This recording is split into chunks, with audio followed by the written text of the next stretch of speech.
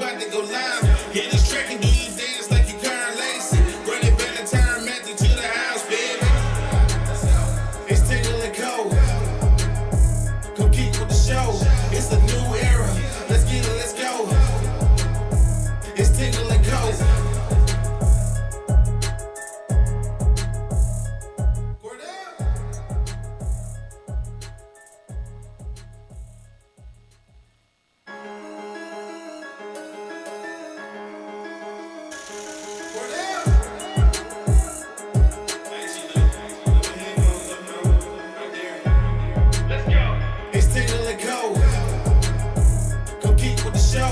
It's a new era. Let's get it, let's go. It's Tingle and Co. What up, Lloyd? What up, Lloyd? You can call me him. I'm Shay Dixon in the whip with them RPMs.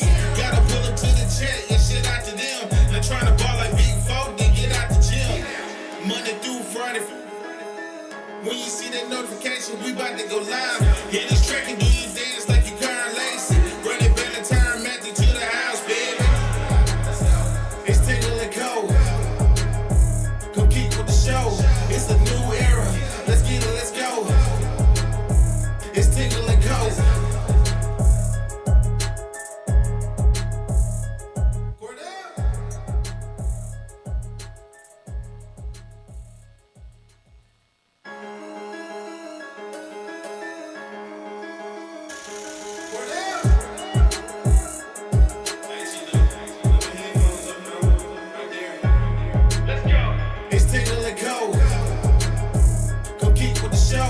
It's a new era. Let's get it, let's go. It's Tingle and Co. What up, Lloyd? What up, Lloyd? You can call me him. I'm Shay Dixon in the whip with them RPMs. Gotta pull up to the chat and shit out to them. Not trying to ball like big folk, then get out the gym. Monday through Friday. When you see that notification, we about to go live. Hit this track and do you dance like you Karen Lacey. Run it back the time, Matthew to the house, baby. It's Tingle and Co. It's a new era. Let's get it, let's go. It's Tingle and Co.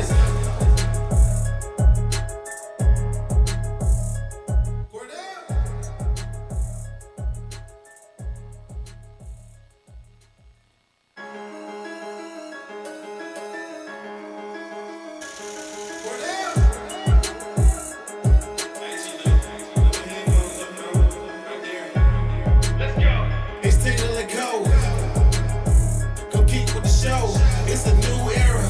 Let's get it, let's go. It's Tingle and Co. What up, Lloyd? What up, Lloyd? You can call me him. I'm Shay Dixon in the whip with them RPMs. Gotta pull up to the chat and shit out to them. Not trying to ball like big folk, then get out the gym. Monday through Friday. When you see that notification, we about to. All right, good morning and welcome in here on this Friday morning. We are live from our Southern Regional Medical Center studios. Shout out to the team here at SRMC. As they take great care of us, they'll take great care of you. It's your choice where you go for your medical care. Go to Southern Regional Medical Center. Baton Rouge, Lafayette, Shreveport. 3 great cities here in the great state of Louisiana. Your medical Southern care, Regional Medical your Center. choice. It is. Southern Regional Medical Center should be that choice. And of course, technically, always, you don't have a choice. There's don't, only one good choice. And it's SRMC. That's right. And then, of course, always FANDUEL. 4 additionals, 2 colors. That's it. There you go. 4 letters, 2 colors, There you go. 1 choice. Oh, SRMC. Fucking cut the promo. On. And then, of course, 1 color, it's blue. 2 letters, FD, it's FANDUEL. FANDUEL Sportsbook brings you our show every single day. Go ahead and download the FANDUEL Sportsbook app. Head over to the FANDUEL Sportsbook website. Getting ready for college football to get kicked back off because there's not too much to gamble on right now outside of MLB baseball, some WNBA basketball.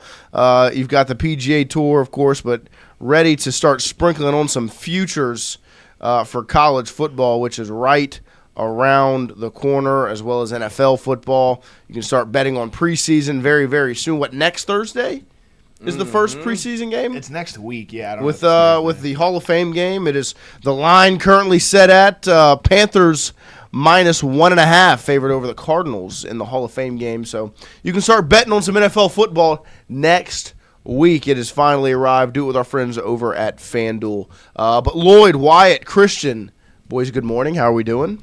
Doing great. How are you doing, sir? We never ask you how are you doing. How are you That's doing? not true. I ask him every time. You're just not listening. Yeah, I'm doing well. That's It's good good to to hear. see you boys this morning. Good to see you as well. Excited as we're just getting closer and closer and closer to football getting started. That's true. As we have now knocked out the midweek, essentially, the week in between media days and fall camp. We will rest our eyes this weekend and wake up next week with football on the horizon, that's for sure. We'll be Lloyd. eating lobster and having steak as football has begun. There you go. Yes. Shout out to PETA. This is outside Mike's cage. No. I didn't know he was Can a we lobster get this guy. off of the screen? Oh, do you want the please? second picture? No, I don't. I like Well, it. I like this. Oh, we know. This is good. So this might be like if there was like a food fetish, this might be like perfect. Yeah, she just looks like she was in This Hellboy. will give you a claw fetish. Yeah, Loretta. This is just an unbelievable pitch Promo. by PETA. Yeah, objectively, you shouldn't have used the hottest woman that works for PETA. I don't know what you were doing. I think they had to, hire her. They outsourced that one. Yeah. No, I think I read on there it's like a woman who she works for PETA. TK Saturn says lobster tail is a delicacy. And Peter responded, let's call it what it is, cruelty. Leave animals off your plate. I'll leave animals off my plate. I want her on my plate. He responded, damn, if it were eagle, I'd be eating her as a human too. Nice. Nice. I mean, like, what did they I'd rather anticipate? see a busty crustacean than a crusty bus station. What did they think was going to happen? I don't. This is exactly what should have happened. This I is mean, insane. Whose PETA idea was this promotion? PETA's unbelievable. She did this on her own volition. I like the butter sauce next to her. Yeah. I love that. Very accurate. Golly. But, Lloyd, how are you, sir? You didn't answer I'm how you- excellent. you didn't I'm answer not. how you're doing. I love the internet sometimes. It is an entertaining I mean, I have a place. long-standing feud with PETA, but it seems like they're finally getting to the right side of things. Yeah. They I lean like into this it. side of Yeah, PETA. me This too. is great. Turn over a new leaf Yeah. and have some hamburger underneath it. We're 36 days away from LSU football getting kicked off. Of course, you will have fall camp start next week, and then that'll lead up to September 5th in Death Valley, LSU versus Clemson. 36 days away. Wyatt, what is our 36th day countdown looking like today? So we've got 36. Shout out to big Cade York, one of the biggest legs for an LSU kicker in the history of the program. We've got the 57-yard game winner in the versus fog. Florida in the fog in 2020. Probably up there for all time, like just weird game. Oh. Felt One of the awful. most unbelievable games. Yeah. No Kyle Pitts. That's how it started. that Right. They were going to rest Kyle Pitts. It comes out. It was Max Johnson's first start. I don't know if it might have been. I don't know if it was his first start. It was one of the first ones. Right. But then it just felt like the whole game, at any point, Florida could have put up like 100%. 70 points on you. And they just kept throwing these weird interceptions and just weird stuff just kept happening. They throw the cleat, They throw the which cleat, sets yeah. up Cade York from the logo in the How fog. the fuck did he make that? I mean, Money! that's an unreal kick. That's called straight muscle memory. It's like- down there somewhere. And I mean, he drilled it. Yeah. Coach O fired up. Hell yeah. Interim O was on one. No, this was his full-time O. Oh, this was interim O was next year. Yeah. When they dominated Florida again. Yeah. God, look how foggy it is. Just like They had to change the broadcast view of like mid-game. Yeah. They went to just Skycast. Uh-huh. Yeah, they went to this camera for like normally. Like I can't Because you even couldn't see the see. field goal post right No. now. No, that's why this was so crazy. And is it's not a short field goal. No. This is a 57-yarder He's standing on from the gator. alligator's nostril at the logo. That's an unbelievable kick. I mean, could you imagine? Like being in that game and being a Florida fan, be like, there's no, or just even watching it on TV, like, there's no way he's making this. Right, like, right. you would No, still be like, and then they got, Yeah. and then they got a chance after, and Yeah. McPherson missed it. yeah, Yeah. and McPherson was like the one of the best rookie kickers in the league. 100%. Yeah. And it was just so, it was a bizarre, from it being only on Skycast, to, Right. this is like on the nips and heels of COVID, right? Uh-huh. Wasn't that still a thing? It was. Yeah, that guy was wearing a mask on the sidelines. I was in Alexandria. I watched this on a projector. Gosh. Yeah, those were the days. And I was like, oh, they won. And then the shoe, The shoe was unbelievable. which was like, you watch, you go, that has to be a penalty. It's like, I don't know if it Yeah, has to you be. can't do that. Yeah, delay a game is at 5 yards. No, it's 15 Yeah. yards on sportsmanlike conduct. Puts you Think for- about the game, Doug. 57-yard field Now it's goal. makeable. And this is a Florida team that's on the way No, they're to on the potentially playoff. making the playoff. They were like loaded too. no, like, they almost beat Alabama in the SEC championship game I know. after this. If who was it? I think it was Devontae, or no, it was John Mechie. If John Mechie doesn't lay out the Florida safety and force laid a him fumble out. on an Mhm. interception, they Yeah. might win that game. no, this Florida team was on the way to a playoff. That team could have won a national championship. Yes. No, Kyle Trask was balling. Kyle Trask was awesome. Kadarius Toney was unfucking Dog. guardable. He's the reason they were able to get the field goal at the end that McPherson Literally, missed. no, literally. Like I I got the ball to Tony, and I was like, oh, no. one of the worst. This team players. can't tackle that player. No, yeah. shit. Like one of the players I've ever seen that I've just been like, when he gets the ball, I'm like, it's over. Like One of the I players don't of all want to have time. to tackle him. Like that shit sucked. All time. Ugh. Kadarius Toney, one of the players of all time. One of the players of all time. One of them. Definitely in But- the conversation. Yeah, that's for sure. And then it became, well, it's was a impossible to crazy get him game. the football because he doesn't want to touch it. Yeah, Or hold on to it. Ew. that's true. But that game was unbelievable. Yeah. Like I remember, I went to a Central High School basketball game because I was like, I'm really not that worried about the football game that's going on. Like I'll keep up with the score because I mean I thought You know how bad LSU has to be to do that? I Where, know. like, I I'm thought- not that interested in I thought watching. Florida was going to LSU dominate Florida, LSU. game. And I remember me and my dad, it's halftime, and I pull up the score on my phone, and I'm like, Huh. we're in this football game. So I start watching it, and I was like, okay, we gotta roll. Like we gotta get home, and watch this game, and then get home, finish the game. It was unbelievable, and it was Yeah. just nice to just continue to flex on Florida. That LSU still owns them. Oh yeah, you get the Eli Ricks pick six. Yep. Where he hot dogs a bit on the way to the end zone, and then you get I forget who it was. Was it Nudie McLaughlin who had the pick at the 4-yard line where it bounced off of a think Florida so. player, an LSU player, and then he catches it on his knees on the Yeah. sideline. Unbelievable. And he's almost out of bounds. Yeah, exactly. I think he was out of bounds, came back, reestablished himself. What a game! What a It was game. an unbelievable. Florida was number 7 in Yeah. that game. They had one loss to A&M, and They we were were 8 3-5. They were 8-1. LSU's 3-5. They're number 6 here on this graphic, but we know how that goes. But still, unbelievable. And also, Cowboys expected to move on from head coach Jason Garrett. Oh, nice. Oh, breaking. Appreciate it. Let us know. Jason Kidd just got fired, guys. It's on the ticker. Kadarius Toney had 9 catches for 182 yards No, and a he was- touchdown. Whoa. Kyle Trask threw for 474 yards Whoa. against that LSU defense, but had the 2 interceptions. Max Johnson was 239, 3 touchdowns. Great, he layered a great ball. to That was Dre a great, Jenkins. yeah, that was a great. It was cat. a That was beautiful great pass. Max Johnson's going to get forgotten in the annals of Yeah, time. course. It's unfortunate. He's at Georgia Southern right now. Man, he's going to keep playing football. Don't you worry. He won't let you forget about him. Yeah. Dude, The Big Bad Brad. Kayshon Boutte had a touchdown. he broken did. coverage. He had 108 receiving yards on Yeah, he 5 was great. catches. He was great. But I mean, you had that Dre Jenkins touchdown pass to start, and then Eli Ricks pick 6, Kayshon Boutte touchdown, Cade York field goal, No, Didn't that's he throw a that's touchdown to Trey Bradford. Trey Bradford Yep. out the back. Yeah, I mean, I tell you what, Trey Bradford, fucking menace. gift that keeps on giving. Yeah. Then Brian Kelly saw that play. He happened to be watching this game. Yes. He's like, you know what we should do? Start off Florida State with that play. Trey Bradford And dominates then Florida. Never play him again. Yeah. God, what an unbelievable football What a game. game. That's one that you'll just never be able to forget. No, definitely not. In a season that you You should forget. realistically. I mean, look at the calculus running down there. Hell yeah. Oh, fired up.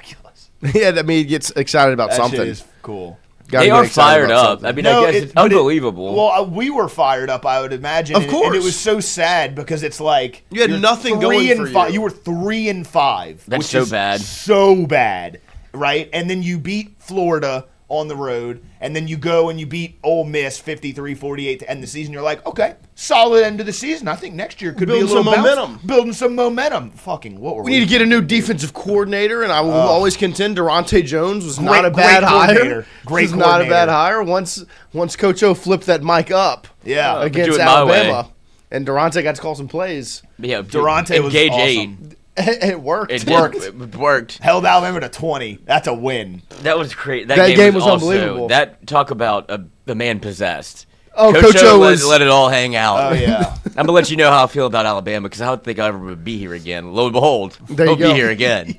But he coached like me that night, and I Yeah. couldn't have been more proud. That was awesome. Because you can't do like what does Jay Johnson say? Like I can't coach like this every game. Uh huh. You can't coach like that every game. No. Ed maybe could be the only person that could. It's not good for you.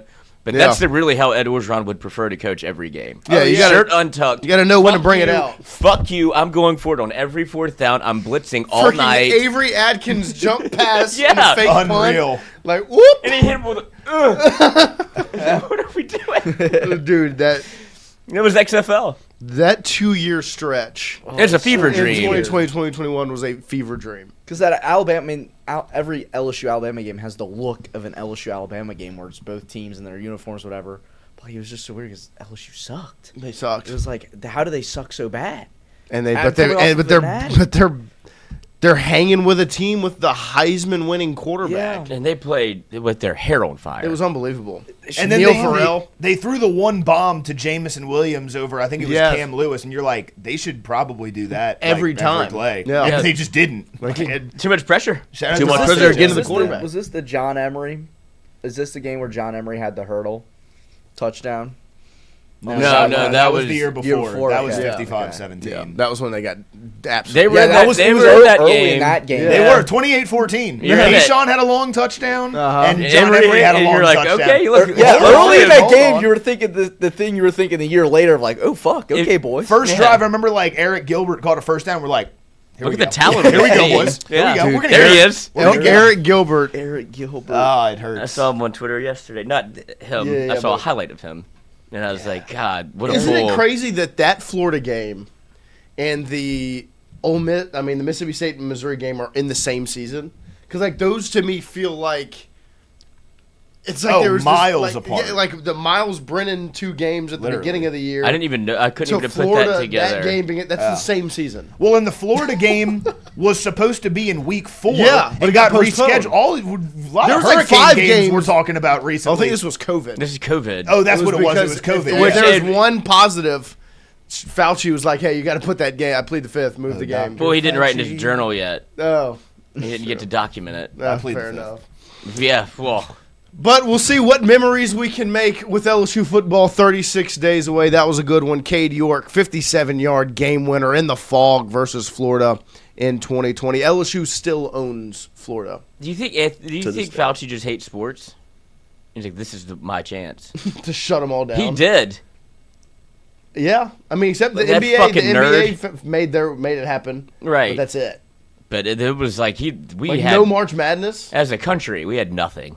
See what happens when you take sports Well- away? People start getting real weird.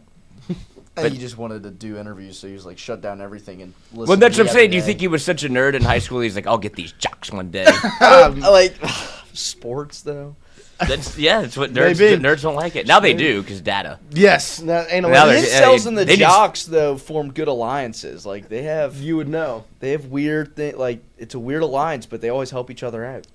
I don't think it's from like what the movies tell me. I don't think they really have a choice. You end up in the locker. Give me your homework. There you go. But yes, 36 days away from LSU football getting kicked off. And yesterday, we checked a box. LSU football checked a box that had not been checked yet this offseason. And that was getting to hear from the starting quarterback, Sam Leavitt. Ham Leavitt.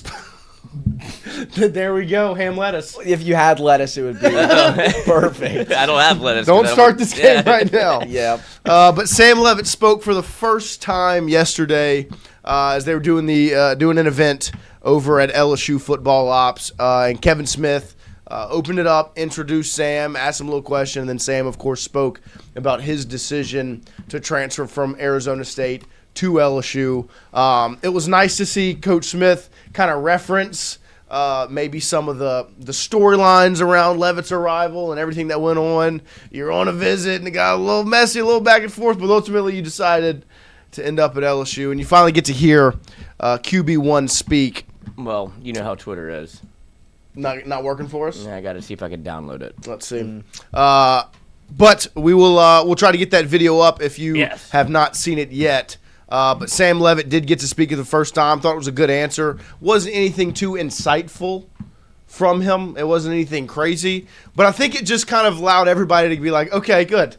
He has a voice. He spoke. And it was nice to see that box checked. Here's Sam Leavitt. Where are we? What is this? It was it's an event that they were doing at Football Ops.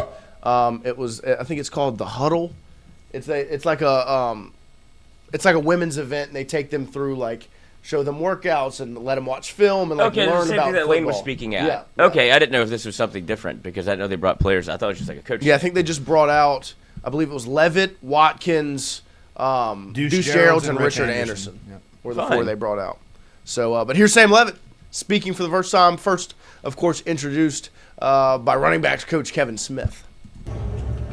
Sam, obviously, one of the top guys in the portal, the top quarterback in the portal. So it's definitely not a lot. You had no previous relationship.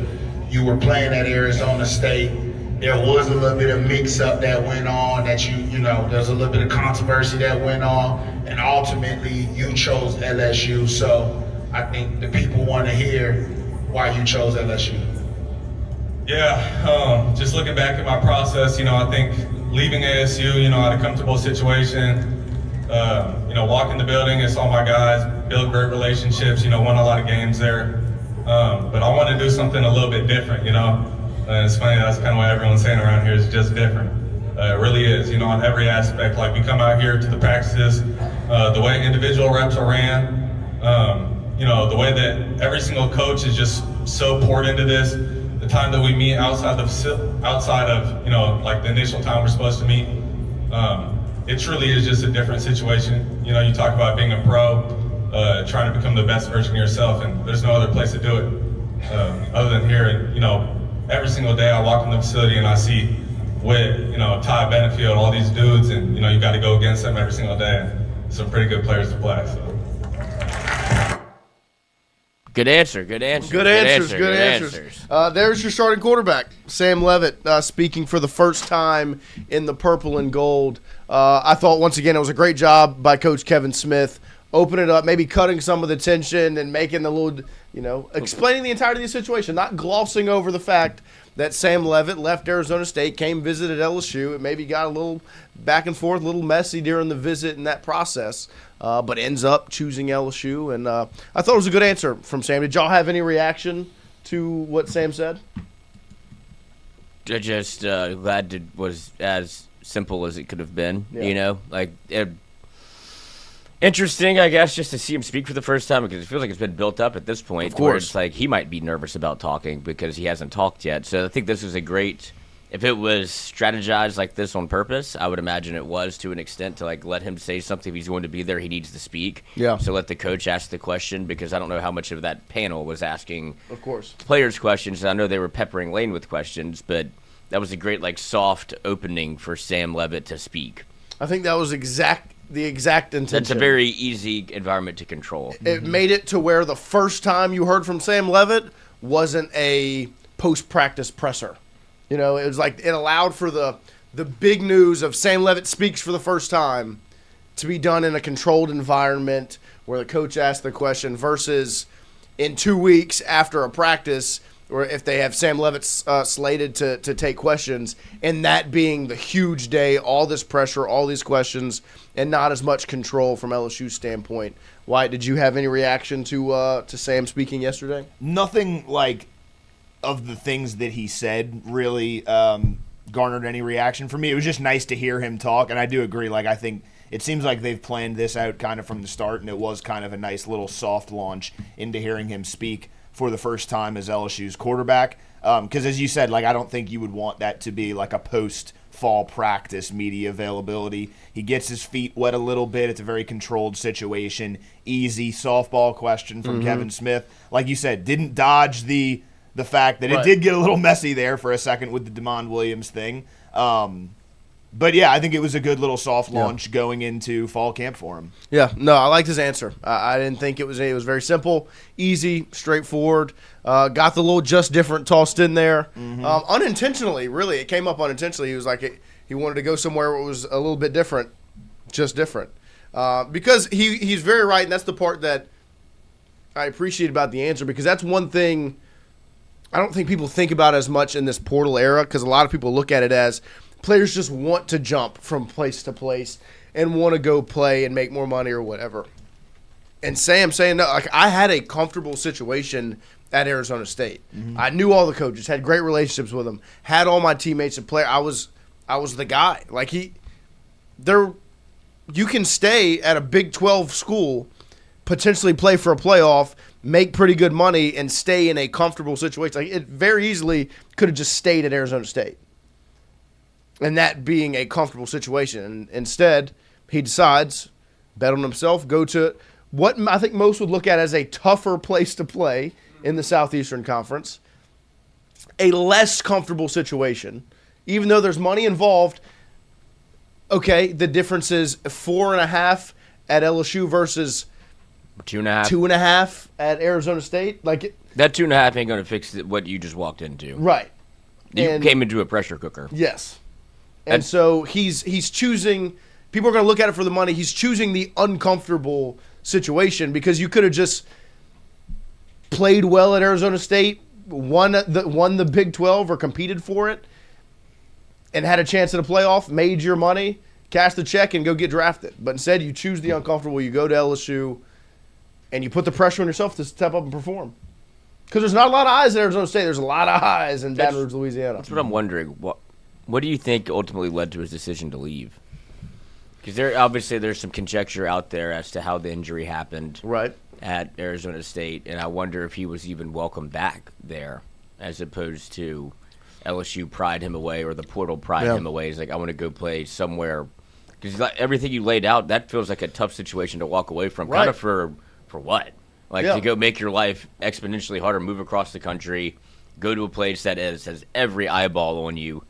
Go play for a head coach that has the amount of pressure that's going to be placed on you is directly related to what's going to happen to Lane Kiffin because you're the quarterback. Right. And instead, you could have been like hamming it up with Kenny Dillingham.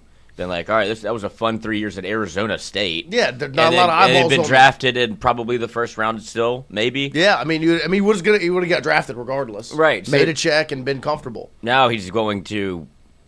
And so that's what I'm wondering. Like coming off of an injury, on the big screen now. Yeah, but it's if you come off an injury, you'd probably want to rehab it there. Right. Like you know everybody there, you're already set up.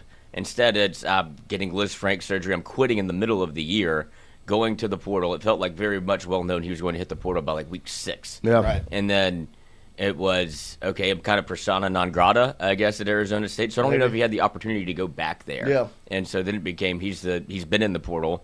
And he ultimately ends up at LSU. So that's why I didn't know if he was kind of like not welcome or if he truly chose, like, I want to go play with Lane Kiffin and LSU. Yeah. No, and I think we don't know the situation. I think that's part of the reason maybe you look at last week with SC Media Days why he's not there. You know what I mean? Because potentially those questions come up, right? A lot of things come up that maybe you just don't need the focus to be on outside of football, you know? And so I think we don't know the entirety of the situation. I think even if that was the case with Arizona State, there were plenty of places he could have transferred to where there's not as much pressure as Baton Rouge under Lane Kiffin. Like, I think if you transfer to Tennessee and Heupel, there's not as much pressure or eyeballs as there are in Baton Rouge. Miami. I would say even in Oregon, like there's not as much attention as much as year one of Lane Kiffin. Oregon's a big-time program that's going to play the Big Ten schedule and play on the biggest stages against Ohio States and Indiana's and in the playoff, all those things. But it's not the pressure cooker that Baton Rouge and LSU is. So that's what's very, very intriguing about the decision because this was not the easy choice. You know what I mean? Like, this isn't the comfortable. If anything, this is the most uncomfortable it could be, coming off an injury, all those things, and you are now, one, at the most hated program in the country, with all the eyeballs on you. You're going to have game day at your first game. Then you're going to have a week off against in-state team. They're going to have game day at your third game, which might be one of the craziest environments in college football history, to come back to Baton Rouge and then play another SEC game. Like, Against the team that if you're weighing got those things out in the portal, that's seems like fun. it could look daunting. Yeah. And so it's a credit to kind of how Lane's talked about him, like where he calls him like an ultimate competitor. Like, that's what that is. Like, to make that choice to go to LSU in this situation, you've got to want to compete. Well, and as a competitor, I think part of being a competitor that people forget about, yes, of course, it's you want to play against the best. It's also, especially based off of his answer, you want to play with the best. Right. You know, like at Arizona Practice State. against the best. Right, exactly. Like he talked about, you go in the facility, you see Ty Benefield, who's probably a future first-round pick. Trades Green's a first-round pick. Jordan Seaton's a first-round pick, right? You see these old players from LSU that are all first-round picks played in the NFL, right? And at Arizona State, like, you're kind of a Maserati parked at a trailer park. You know what I mean? There are good players at Arizona State. Of course, they had Scadaboo, Jordan Tyson, whatever. But you kind of accomplished everything that you could have accomplished at Arizona State. You went to the second round of the playoff with Arizona State in the Big 12. They're not going much farther than that. Yeah. So go find a new challenge. Go play with the best players in the country where you can actually show off your true skills and your true potential for the NFL. Not to mention, you also lose Jordan Tyson, who's arguably one of the best receivers in college football. I would say also, like, it doesn't make any sense for him to come to LSU, skip the draft, and not go somewhere else, because there's no way the checks were that different from other schools that needed a quarterback. 100%. Like the only way this makes sense is that he trusts Lane and believes in like he felt the just different thing. And obviously, I'd imagine LSU's checks at the highest. I mean, it's 4.5, which is probably what the most of what anyone was going to give. What he was right. But to come to LSU, like, it makes no sense. So to do that, like, there's obviously some belief there in either the just different mindset or Lane Kiffin or both. No, I think that the belief is the part that I like about what you said. Like, there is obviously that belief. He believes that Lane Kiffin and his system can help develop him, put him on the biggest stage, and ultimately allow him to go and be a first-round pick. I don't know if there's many eyeballs or you get to look. The opportunity he has this season to be a part of the system and allow the system to make him look better. So it's like, okay, at Arizona State, we saw the off-plat perform. We saw him tuck it and run and do all these things. Now at LSU, he's making the quick decision, the right choice. He's dumping it off when he has to. He's throwing it to Trades Green in the red zone. Like, he's making the right choices. You're seeing the mental aspect of being a quarterback. He's got an opportunity to play himself into one of the best quarterbacks in the draft with what's in front of him, and that is the belief in Lane Kiffin, especially after it went down the way it did. Like, it got messy. And there's the belief factor, and I think that's huge. And I really liked that answer, just the aspect where he talked about he had a comfortable situation. Because I think about, like, C.J. Bailey was a guy whose name came up a lot last season at NC State of potentially portal guy, because you start to look at quarterbacks at these smaller schools and go, okay, someone's gonna try to drop a bag on him. C.J. Bailey's from Miami. Miami's gonna need a quarterback. He's at NC State. That's not a football school. And ultimately, C.J. Bailey decided to stay at NC State. Never entered the portal. Didn't really whisper around it. I'm sure Miami probably reached out because they needed a quarterback. But he stayed at the place that was probably a little more comfortable. Sam Leavitt opted not to, bet on himself in his money season to go to LSU under Lane Kiffin, play an SEC schedule, and play himself into a first-round pick. And I'm fired up about it. And they made a huge move for Sam Leavitt right after landing Sam Leavitt, and that was going and getting someone who On 3 had listed as one of the top 5 most impactful non-quarterback players in the country. And that's Jordan Seaton. I think the move they made, look, the Sam Leavitt move wasn't surprising to me for Lane Kiffin at LSU. The Jordan Seaton move, I just didn't think, I know I've said it a million times, I just never thought that would be the case for LSU. And then they drop the bag, and they go get the best offensive lineman in the country, the number 1 tackle in the portal, He enters 2026 as a preseason All-SEC and Walter Camp All-American selection.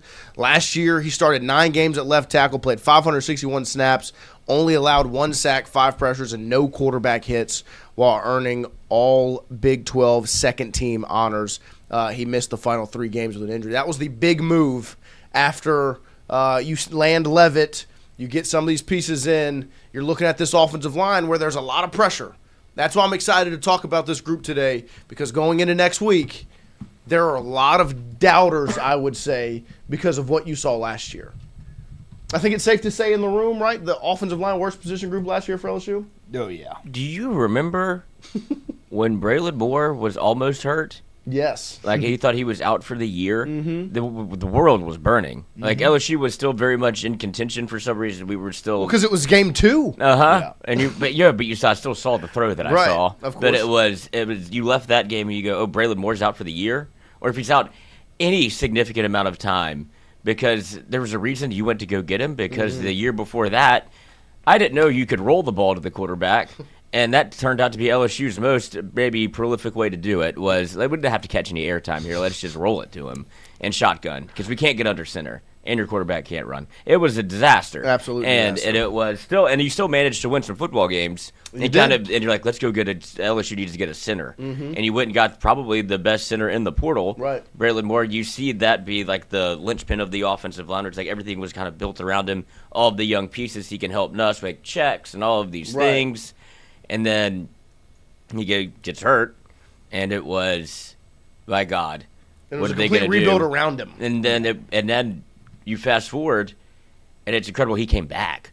Yeah. And so that's where LSU was offensive line wise last year. So to think that, first of all, there's no way you couldn't get better. Right. There's no way it's worse. Right. And I will continue to say, I don't know if he comes back if Brian Kelly isn't fired, but I think everybody kind of wanted to be, because his position coach is gone. Yeah. Everybody that he knows around him is gone, except Sid for one player. Yeah.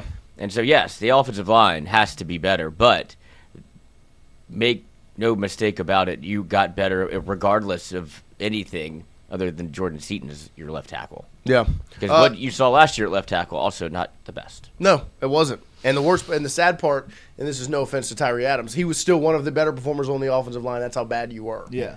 $10 super chat from Jaleel Dean. 10 claps. Ready. Sup, boys? Hope I'm not bothering y'all too much. Never. Jaleel, never bothering. $10, you'd see what wives do. Told the fellas and parents of Sub-D''s channel yesterday. I appreciate that. Big time. Are they having a gold out for the Clemson game or anything like that? No, I don't think there's anything official. I know they're going to do a gold game and a purple game this year, but I don't think either of them are the Clemson games. Yeah, I think Clemson's just wear what Show you wear. up. Show up. Be there. Be loud. You can be naked for all we care. Who doesn't matter. You can be a lobster. We should do a naked game. Okay. A naked game would go hard. Lobster game. On Mike's Lobster birthday. game. Oh, yeah. That'd be awesome. So, yeah, wear whatever you want. Just make sure LSU you're there. colors, yeah. Just make sure you're there. Purple and gold, cuz. Yeah, just don't do orange. Just be there. Yeah, no orange. But back to the offensive line. No, I mean, it is a group that was easily your worst position group last season. You knew you needed to get a center. You did. You went and got an experienced guy in Josh Thompson, but then you just kind of didn't have the pieces around them. You had some movement at left guard with Cohen Eccles and Paul Mabanga. You had Tyree Adams try to step in at left tackle, and it wasn't awful, but needed to improve. And then right tackle with Weston Davis was rough last year, but they were not 77. See, Garrett Nussmeier, that's all you needed. That's all he needed. And the other thing is Jordan Seaton's also in 10 times. And so you went and you got the best offensive lineman out of the portal that you could get. The best left tackle money could buy, because you're betting on this offense. Oh, yeah, you got a chance 24. Yeah.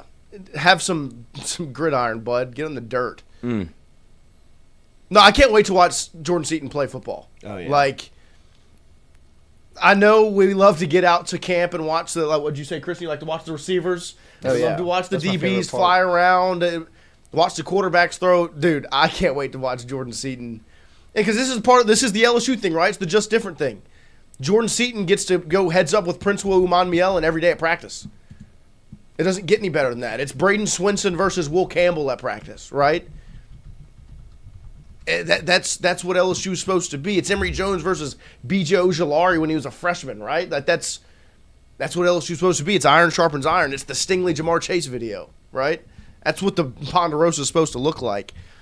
But this is, I would say, the position group that has the second most eyeballs and pressure on it behind quarterback because of just how bad it was last year. You were an awful offensive line. Yeah, it was just bad last season. And it played a part in that whole dysfunction we talked about offensively. And they went and made the moves.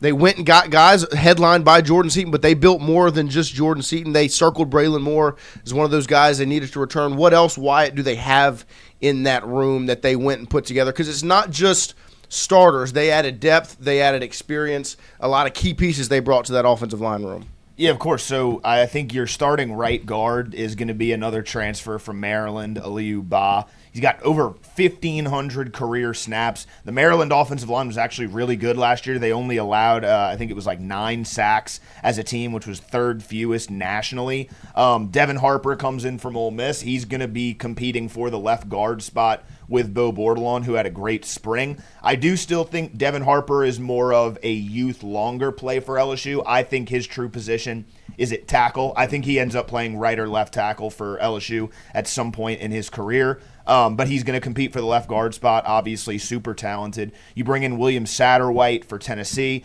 Jaquan Sprinkle from NC Central, Sean Tompkins from Baylor, who is massive, 6'5", 308. I think he's a guy who's going to contend for that sixth man guy in the offensive line if there's, God forbid, some sort of injury to one of the tackles. I think Sean Tompkins might be the next man up there. Darren Stry from Kentucky came over with Wolford, so obviously he likes the potential he sees there. So that's a 6'7", 314-pound guy. He's also going to be able to contend for that sixth man spot.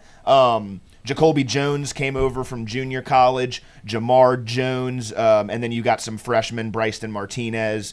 Obviously, we talked about him, Ryan Moret. And then one of the more interesting ones that really hasn't gotten a ton of publicity, Solomon Thomas, who's a former 5-star player. He was injured for the majority of his freshman season. Carius Kern kind of took over that headline as far as freshman 5-star offensive lineman because he started a couple of games. But Solomon Thomas is a guy, the more he develops, the more he gets better with this new coaching staff. That's a guy who I think can push for playing time, not just next season, but this season as well if he can reach his potential, because he's a former 5-star who you flipped from Florida State. That was a massive recruiting win. So I think that's a very interesting name in this room as well. And I think the most intriguing part to me, before we really continue to dive into the room, on the Solomon Thomas standpoint is when you got him, it felt like you pulled it off because Alex Atkins got let go at Florida State. That's where he was committed. He ends up committing to LSU and Brad Davis. Then you bring in Alex Atkins to help with tight ends and offensive line and those sorts of things. And so the interesting part for me is when Atkins and Brad Davis are gone, right? When they're let go, they're fired after with the Brian Kelly regime, that whole offense is scraped. Solomon Thomas, to me, would feel like one of those shoe-ins for the portal. Yeah. The guys that I was committed to, that I talked about, the reason why I'm LSU is because of Brad Davis, Alex Atkins, are no longer here. So I'll just see what the next spot is for me. Well, go ahead. No, especially with Carius Kern, it felt like of those two guys, you were going to try really hard to keep Carius Kern. Right. And Solomon Thomas, like you said, he only came to LSU because Alex Atkins got fired at Florida State and then was subsequently hired at LSU. So Solomon Thomas absolutely felt like a guy. He didn't really play in year one because he was injured the whole time. Felt like a shoe-in for the portal, and then it actually flips on its head. It's Carius Kern who goes in the portal, and they do a good job of retaining Solomon Thomas. And, I mean, based on the early returns from Ole Miss of Carius Kern, it seems like that was a great decision. Right, and that's the thing is, like I've said with a lot of these offensive guys, if they are returning this season, it is not an accident.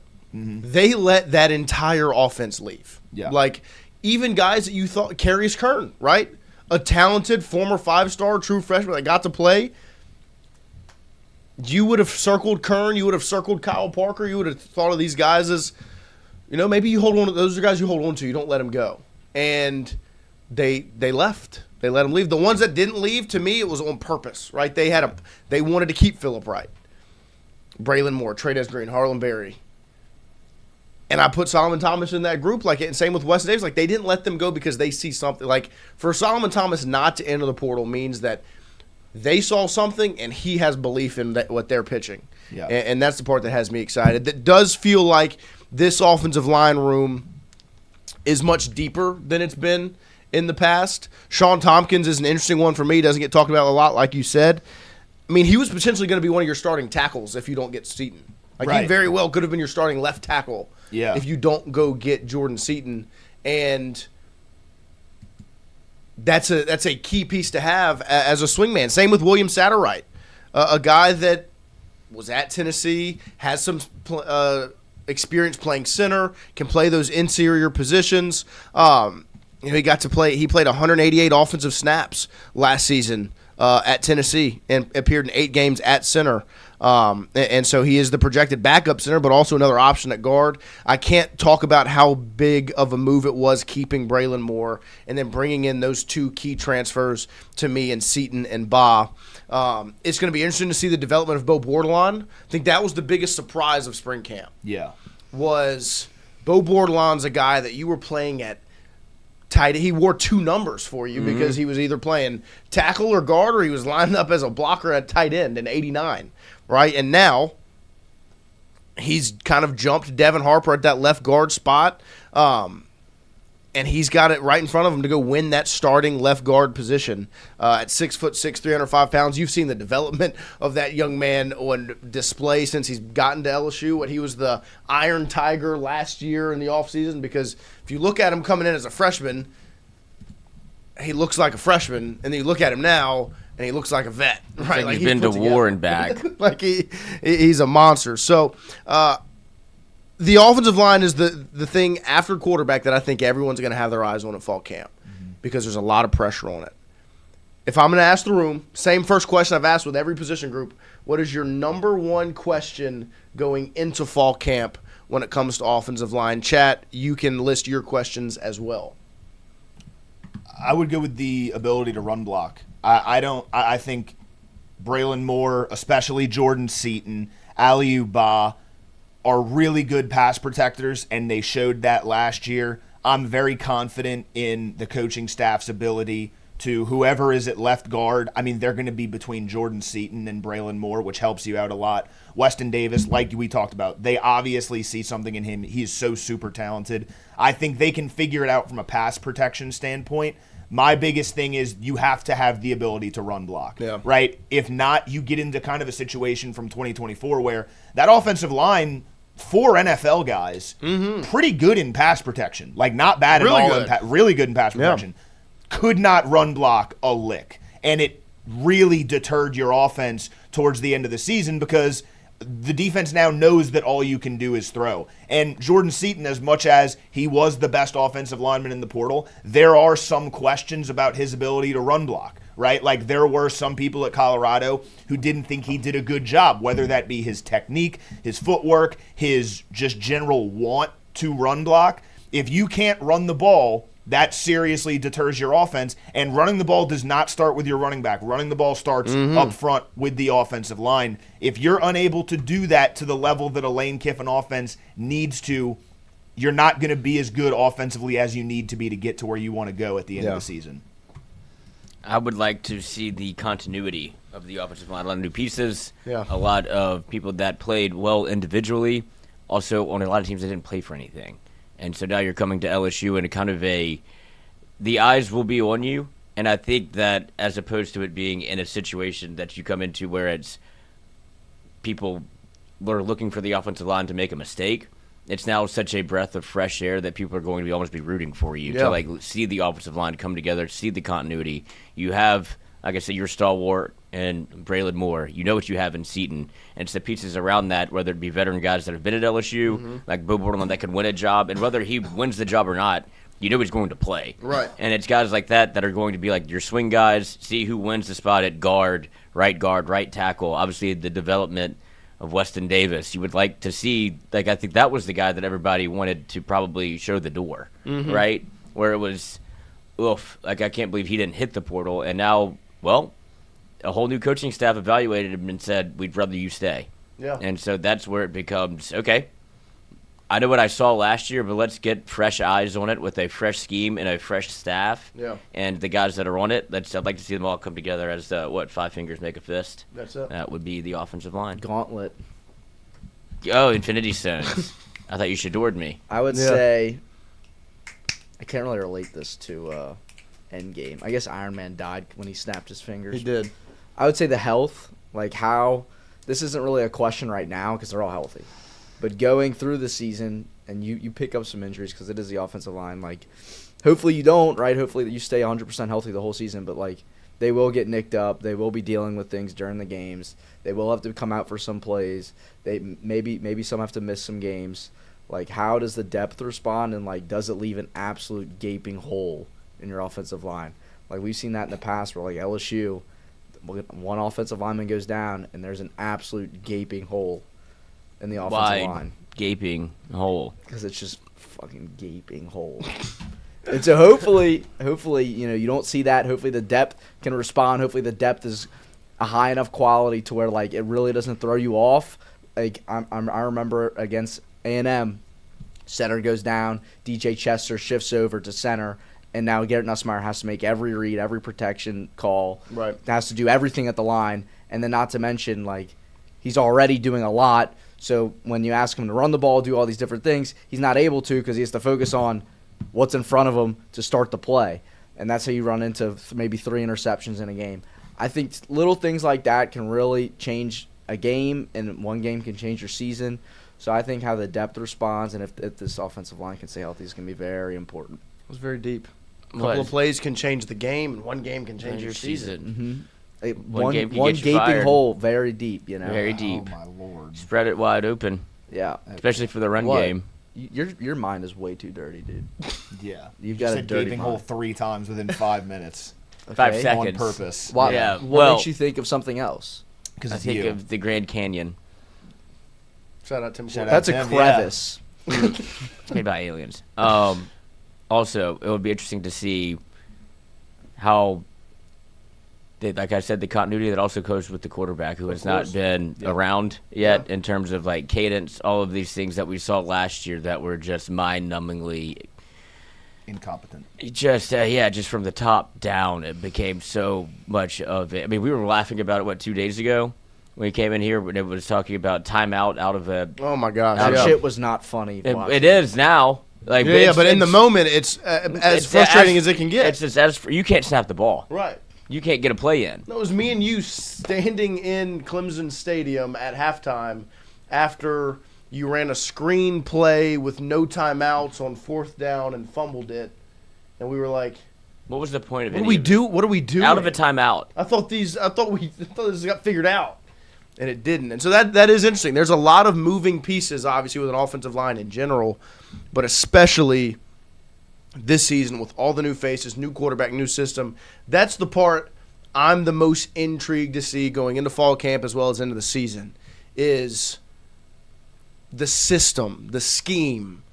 That is my confidence in how much better this group is going to be, is that there is a scheme. You know who you are. Last season and the season before, really, you were an offense that had a scheme but not the players to fit it, right? Like you wanted to run a zone read type offense, but you had a quarterback that wouldn't run and wouldn't pull it. So everyone knew if it looks like he's about to hand the football off, he's probably handing it off. And if the running back gets it, just pin your ears back and go get him, right?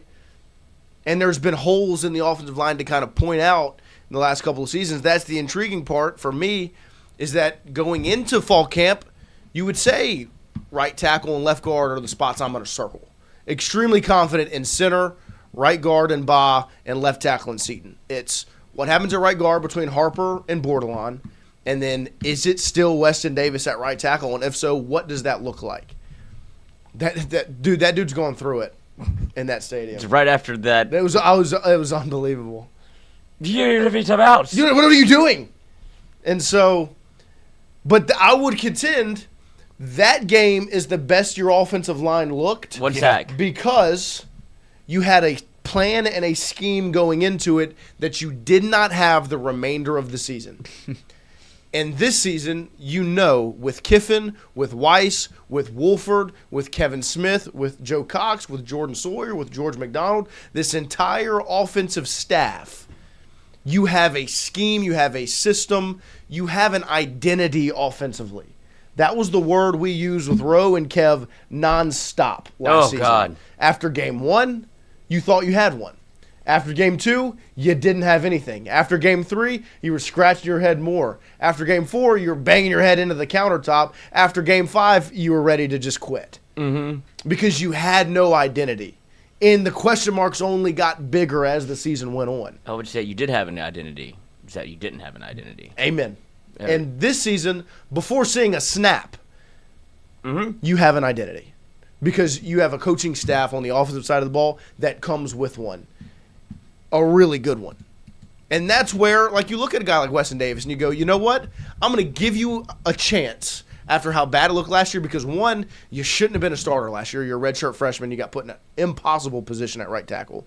2, they're betting on you. They see something. 3, there's a new system. There's new coaching. All of that. There's new life in that building offensively. All the points that we laid out on our question marks going into fall camp offensive line are massive. The continuity between the 5 or the 6, the continuity between them and the quarterback, who steps up at left guard and right tackle. Can you stay healthy? All of those things are massive. You can only get better from last year. And that's not just because you brought in better players, because you did. You upgraded big time at left tackle. Big time at left tackle. No offense to Tyree Adams, but Jordan Seaton's the best in the country. Potential first-round pick, top 10. At right guard, you got much better in Aliou. Your center was your best offensive lineman. He stayed. He's healthy. Right tackle and left guard are the ones you got circled. You got to figure out, but I just don't see how they don't get better with the new system, the new coaching, and the new energy. It's got to feel so much better to come into work at practice when you've got a new life around you. You've got a system that doesn't put too much pressure on you because it should be quick decisions. It should be 1-2 reads for the quarterback. You're not going to have a quarterback that drops 5-step drop and is standing back there like a statue. And you don't know what's going to happen. You're having to hold a guy you have to keep him in front of you for 5 seconds. That's not going to happen. Now you've got a quarterback that can move a little bit. That's got hopefully a really good pocket presence, but also a scheme that doesn't put that much pressure on you as an offensive lineman. That's why my biggest question scheme-wise is, can you bear down, same with what Wyatt's point was with the run blocking. It was my number one question for the running backs. It goes for the offensive linemen. Can you, when the defense knows, hey, they're going to hand this football off and go get a yard or two? You couldn't do it against USC in 2024. It's the reason you lost that game, because you literally could not get a 3rd and 1. You could not do it at all last year. Can you say, you know what? Jordan, Bo, Braelin, Aliou, Weston, or whoever else, get me 1 yard of push, create some sort of lane for Barry, Jones, or Durham to go get to. Deuce Gerald's as well. Like, create some sort of push to go get a first down. I know we laugh at the Deuce Gerald's thing, but No, it's going to happen. Lane. If you can't do it, Lane will find a way. Right. To, like, he's not, because he's done it everywhere he's been, where he had offensive JJ Pegues. Yeah, like if this is what works, and Right. it's like y'all can't get a yard, I will put a defensive tackle in here on Harold offense. Perkins will play running Yeah, back. he would have. Yeah. Like, that's what I love about Lane, is it's like, just because it's not conventional doesn't mean I'm not good. Like, I don't care. There's nothing off the table. Yeah, we can't get first downs. This is how we're going to get a first down. Yep. Like, if he could have thought of the tush push, he would have. But also, when you talk about the offensive line, the thing that Lane, what does he like to do offensively? Like to drive fast. Go fast. And I wanted to see how this offensive line is able to do that, because I think that's why you see Jordan Seaton looking the way that he does. Not only is he in good shape, he had to be in You that shape. need to shed a couple. And I think everybody has, because when I look at time between plays in college football, where does Ole Miss rank for you, sir? Got to be top 5. Top 3. These are all splitting hairs. They are 14th Okay. in the country. But with it's 20 probably not that far off from 1. which is 21. Yeah. But I'd say that to say, where do you think LSU was in the country? Ole Miss was ranked 14th in times per play. 114th? Yes. Actually? Yes. Like on the nose? Nailed it. I mean, that of course, like that, I believe it. Because you had to start huddling again, basically, between plays. They're 112th at 28 seconds. You're basically, if you called the timeout, that is a delay of game because it's 25 seconds. Right. When it's 40 seconds, you're 12 seconds away from a delay of game. You're set at 12 seconds. Like you're getting you're going through your checks at 12 seconds. That's why got a delay game and burn timeouts. Just complete dysfunction. And that's the intriguing part because you bring that up, the speed. That's why I think Weston Davis is so intriguing and why they held on to him.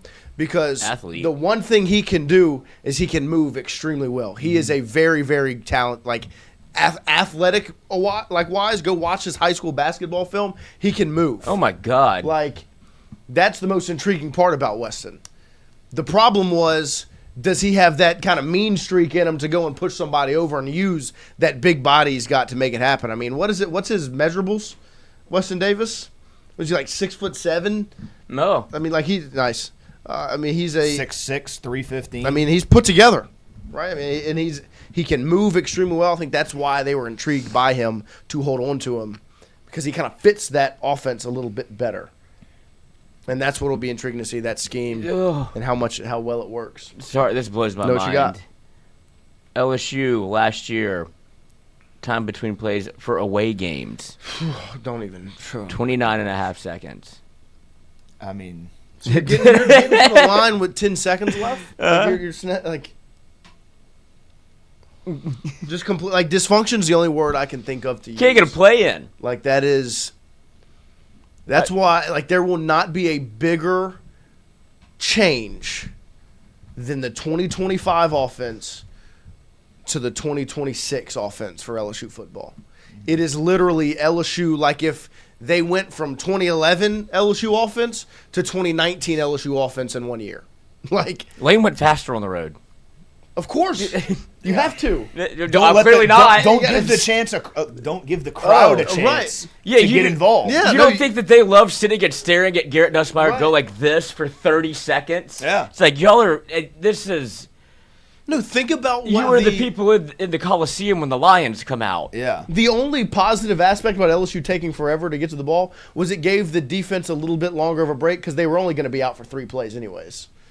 So at least LSU's gave them, defense, yeah, maybe that that's was the true. strategy. Let these guys get some Eat some breath. clock. Even like in 2024, I remember sitting in Death Valley like against Ole Miss, and it almost became harder as a fan to get involved in the game because they're going so fast.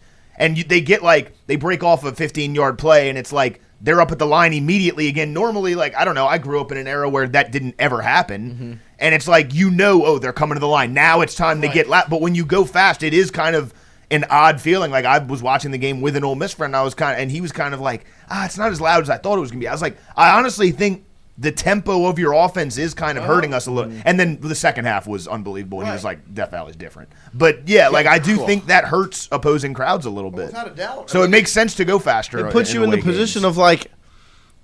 Actually, I'm not going to scream just yet because like they're already the 2 plays just happened. You have to wait to the red zone. Right. Yeah, they've already made all their checks. There's no Yeah. point in me screaming No. at this point. It's you know? it's smart. Yeah, it is. It's frustrating. Yeah. Actually, as a fan, It's you're extremely you're like, I frustrating. need to fucking get my Fuck off, Yeah, dude. I want to play. But then it feels stupid to start screaming as soon as the play Right. before ends. Like, you can't start screaming as soon as somebody's tackled. Yeah. You know what I mean? So I remember- it's weird. It's like a narrow window you have. And I it's remember odd. for like the Saints playoffs, like they told the fans like on the video board like scream during the huddle, and so like when Jared Goff would come up, they started screaming during the huddle. So like remember it was the loudest like at the huddle, and like obviously not everybody does that unless they tell you to do that because you scream like when they get up to the line. But like removing the huddle entirely is kind of an advantage because you can't give like the Saints fans, for example, time to scream during the huddle. No, Like, but it moves everything so much quicker. Because it was like they were like LSU fans have ball knowledge or Saints like Louisiana fans ball knowledge. Yeah, right. Like they know when to cheer. It's like actually when you're in the huddle, Right. when they're trying to communicate, Right. not whenever you get excited. But yeah, for the only thing that you can do against a team that goes fast You treat it like a fucking basketball game, and you just cheer the entire. Yeah, you movie. don't stop. Yeah, you don't stop because it's gonna be Don't stop. over or it's not. Exactly. Like, at least you don't feel like a fool. Yeah. You're like, it's either over or it's about to be. Yeah. But that is, it makes a lot of sense. And if LSU was serving themselves up to be absolutely cadavered. When y'all are getting loud on third down, do you clap and yell, or are you just kind of like? No, I Just yell. hands up and yell. Yeah. Yeah, I'm like. I'm clapping. What's everybody's yell? Should we start practicing? Because I.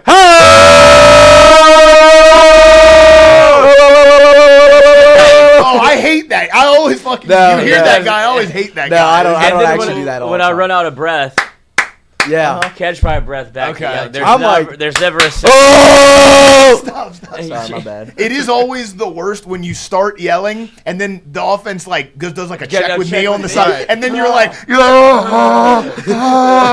when I'll get like actually upset, be like, "Fuck you, fuck you." yeah, and start call, cheering even call more. the You're fucking not gonna make play. me stop. Yeah. Yeah. And then the play they Yeah, what's they it do. called when you hike they hike the ball and then everyone What's it called when they hike I don't it? know. I'm Snap- stupid today. Spot the ball, And then snap it. they snap the ball and everyone just Huh?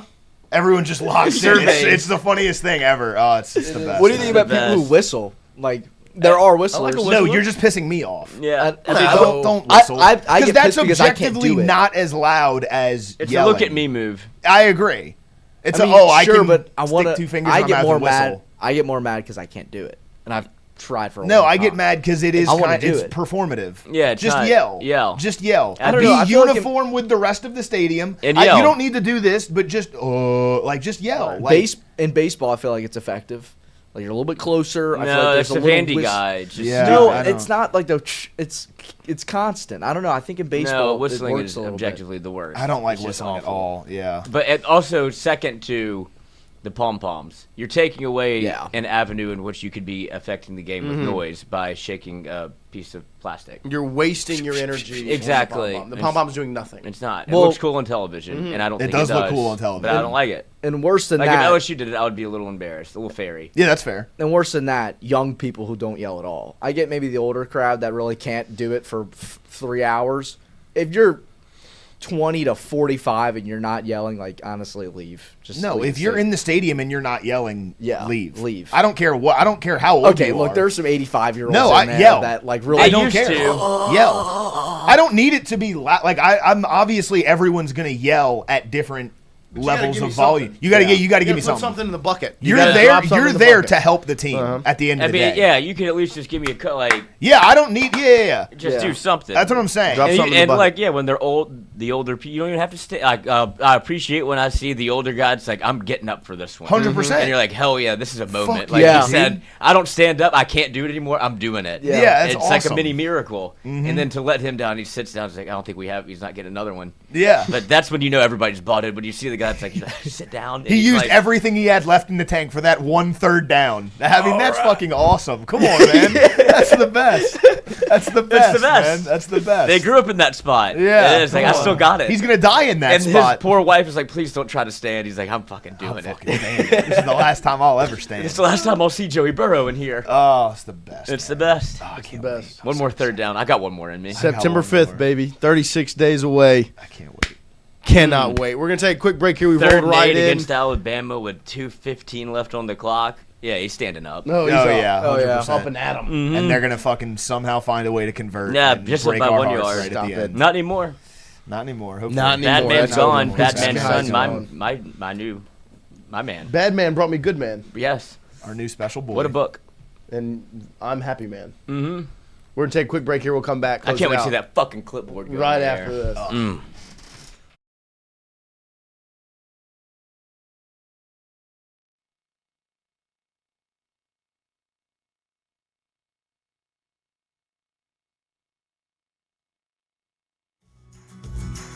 WARDO'S was created in honor of Alan Ward Branning III, fondly known by family and friends as Wardo. In 2019, the oldest brother of the tribe passed away unexpectedly. His remaining siblings and loved ones wanted to honor his memory in a special way. In 2022, Ward's family decided to combine the need for a sandwich shop in downtown Natchez with a desire to pay tribute to Ward's love of good friends, good times, and great food. Through blood, sweat, tears, and countless hours of hard work, WARDO'S was born.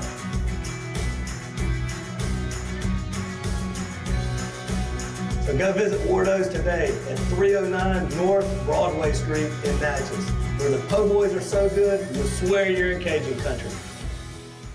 Hey, Miss Lou, come visit us, Tom and Ryan Granning at GOMART and On The Go Deli. GOMART has clean restrooms, community coffee, an awesome beer cave, and a great selection of anything you may need. Located at the corner of Highland Boulevard and Highway 61 South in Natchez. Also stop by WARDO'S Po' Boys at 309 North Broadway on the beautiful Natchez Bluff, where everyone is family.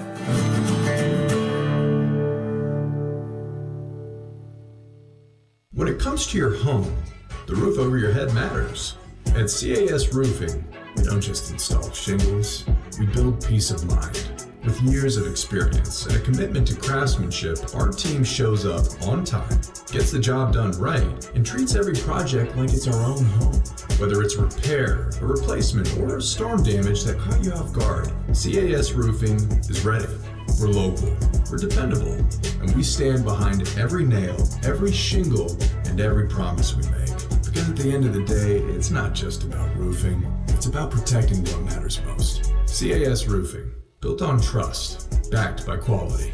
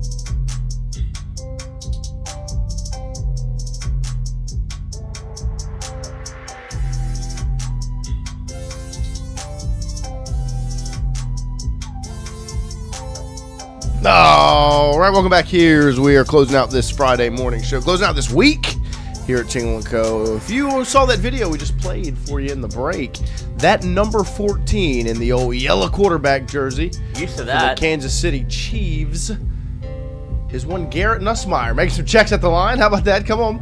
Let's make sure we get this ball snapped in time. Hut! Ready? 30 There seconds. it is. Little roll right. Find the lane. Whoop!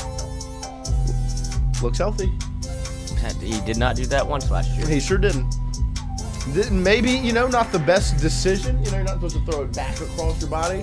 But when you have that type of arm, he's got the arm talent. Looks healthy. It's good to see. Look, I know it's not his fault. it was sad and it was rough and it was angering. Look, I got mad at Garrett too last year. Lloyd can remember it well. The exact play and moment that I got set off. It was over. The breakup was official. It was official. Yeah. It was the sack against Alabama in the red zone when he rolled backwards and backwards pivoted and got sacked. I just saw the text messages. It set me. This guy again. Over the edge. It was unbelievable. I'm done with you. Didn't we just talk about him? We just talked about this. Just talked about this. And I said, you know what? You just don't do the one thing. We did it. You did it. Right in front of my. I couldn't do it. The one person I didn't want you to do it to. Yeah, I had nothing left at that point. Couldn't have set you up better. But goodbye. It's not all Nussmeier's fault, and I want to see him succeed in the NFL more than anything else. Like, I want him to be able to. Well, no, not more than anything. But I just want to see him be able to enjoy football again. Me too. I can only imagine. I know some people don't like the crying stuff and the whatever and all those things, but ultimately, if you think about the last year of his life, where he goes into the season after deciding not to go to the draft to potentially be a first-round pick after 24, goes into the season with Heisman hopes and conversation, gets the 18 jersey, the whole thing, the injury, blah, blah, blah, blah, blah. Fast forward, he's a 7th-round pick, and just the way it all started to crumble. This is a great place for him to sit and learn. Is that throw the best throw? Probably not. You're not really supposed to throw it across your body. It's usually not the best decision. A little Brett Favre-esque, huh? But it's just good to see him healthy, and he looks healthy. It's going to be nice for him to be able to sit back and learn, like Sabrion says, with Kansas City, behind Patrick Mahomes, and just see how they can pull it off. So I wish him the best, man. I really do. Excited to see what his career has in store for him. Just hate the way it ended at LSU. But it's not Nuss's fault. I don't think he deserved that. No, of course not. Not at all. He gave everything to the school. Yeah, I can never hate a guy that truly, genuinely loves LSU. I do genuinely think he loves LSU as much as everybody in this room. No matter how it played out on the field, he loves LSU. He did everything in his power to bring a national championship to Baton Rouge, and it just didn't work out. And it wasn't all his. Did he play bad? Absolutely. Right. Objectively, was a bad football player last year. It's not his fault. It's not all his fault. At least. And there was no reason for him to come back in 2023. Right. No reason. Genuinely. No, I'm saying 2023, going into Jaden's second season. Most guys enter the portal. Because I know he was getting courted. I know people were reaching out because he had just popped in the SEC championship game. All of those things. He could have went to be a starting quarterback somewhere. Decides to come back and sit behind Jaden Daniels, a Heisman-winning quarterback. Gets his opportunity in 24, and then, like White said, could have went and been a first-round pick. The second quarterback off the board after Cam Ward in that draft. Potentially third, maybe if Dart goes before him. I don't think he does. But decided to come back to LSU 2 times. That really the right choice wasn't to come back to LSU, and he did because he wanted to play in the purple and gold. And that's how you win me over. Yeah. I know that's for sure. Wyatt, I want to let you talk a little bit about this Easton Royal situation, some updates on that front. I know we haven't talked about it quite as much as we're getting into the actual football season in front of us, but there were some crystal balls that popped up over the week, and what's currently going on with the number 1 wide receiver in the country out of Brother Martin in New Orleans and his home school, LSU. Yeah, so Easton Royal obviously still committed to Texas, did not flip on his birthday like some people had kind of speculated may have happened. And then yesterday, the day after his birthday, early in the morning, Sam Spiegelman of On3 and Rivals put in a RPM, which is the equivalent to a crystal ball, of him to land at LSU to flip from Texas. I believe it was with 65% confidence. He also noted basically he does think he stays committed to Texas through the beginning of football season. He expects a flip or some sort of definitive decision on the end of his recruitment by the end of September or October, but he also noted that he could see it go all the way to December. Look, you can believe Sam Spiegelman or not. He does have some sources. He does note at the end that it is kind of just a gut feeling thing. He didn't say that there were any sources or anything telling him that there was anything imminent with Easton Royal. So you can choose to believe him or not. And then Easton Royal responded with a tweet of his own, basically saying, I think it was like, how can this be true if I haven't talked to anybody about my recruiting? And look, I don't, whether you believe Easton Royal is, whatever. I believe what Easton Royal is doing from his perspective is this is a once-in-a-lifetime opportunity to be recruited at this level and be in the national limelight. I think he is trying to market himself.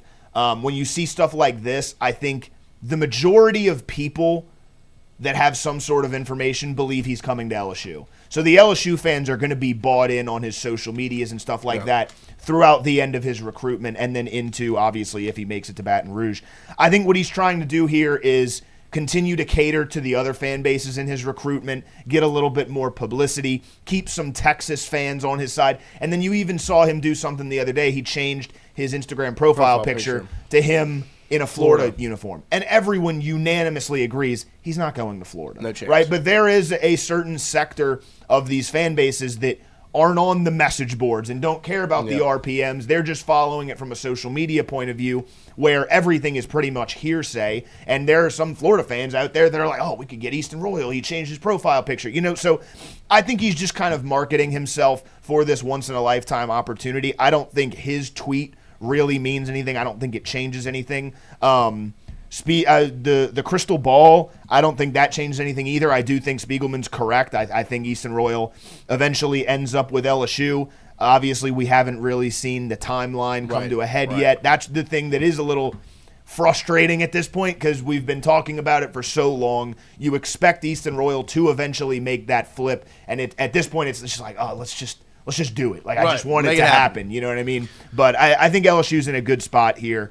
And I think you'll see him on some campuses for visits in the fall. Of course. Before he eventually enjoy being a 5-star wide receiver. Of course. Like, I've visits, do the whole thing. Right. I've always said, like, I truly believe I am the biggest LSU fan there is. If I was a 5-star recruit, I would take 5 official visits, and I wouldn't take one to LSU because I know I'm going to LSU.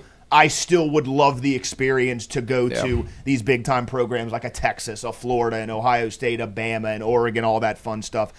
But at the end of the day, I do believe Easton Royal ends up an LSU Tiger. What are your thoughts on, like, when the crystal ball gets posted and it gets put in, and you see that little confidence meter at the bottom, and it says 65%?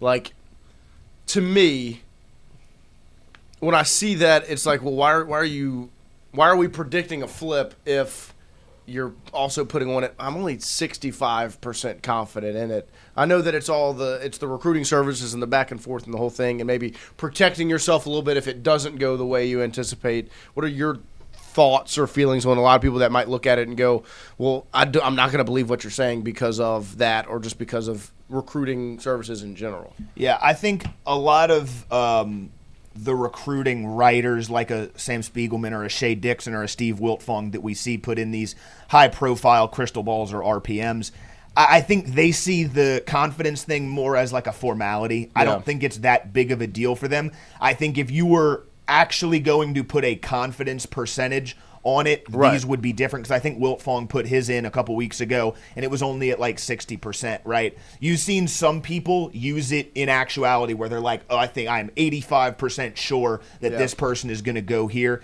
I think it's more of a formality than anything, and like you said, a way to protect themselves because right now, like in recruiting, a lot of times people will be right about certain situations, but then look like they're wrong in the end, not because they were wrong to begin with, just because the information changes, right? Like you can look at the Kewan Lacey situation, like I don't know absolutely for sure, but you had a lot of LSU people saying like Kewan Lacey's coming to LSU, he's coming to LSU, he's coming to LSU.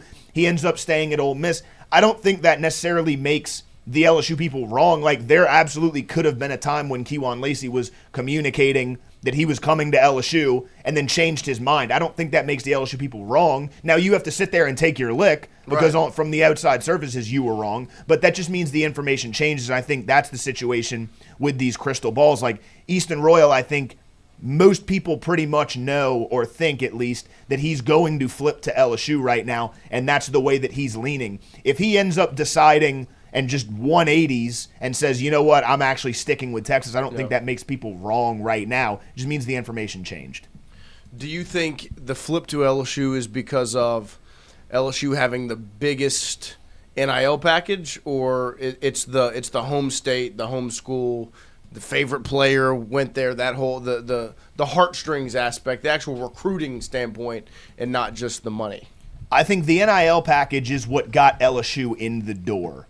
I don't think LSU is in this recruitment without a competitive NIL offer, but I think there are certain benefits to staying within the state of Louisiana that aren't necessarily monetarily valued, that I think he values a lot. And I just think the state of Louisiana as a whole, even going past the LSU football program, has put the full court press on him and has done such a good job of recruiting him.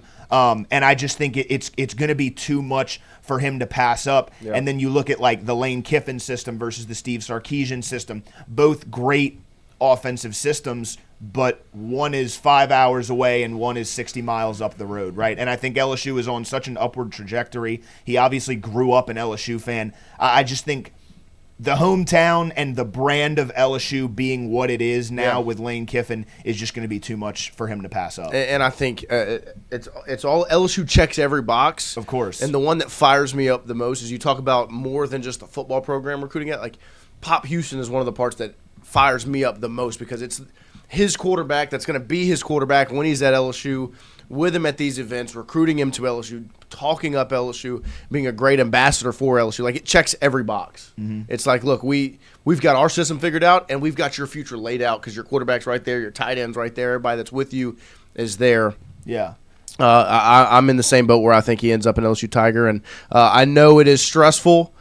These recruitments where things get drawn out, and there's the back and forth, and there's the smoke and mirrors of social media posts and all of those things, but ultimately, it's a 17-year-old being a 17-year-old, enjoying the fact that he is a public figure. He is wanted by the biggest programs in the country. Right. He has fan bases that literally are obsessed with him. And he's a 17-year-old kid enjoying it. Like Wyatt said, going on these visits. Look, I don't think he's going to Florida. He got to take some cool pictures at the Florida facility, right? He might like the way the uniform looks on him. It's not going to be the reason why he commits to the school, right?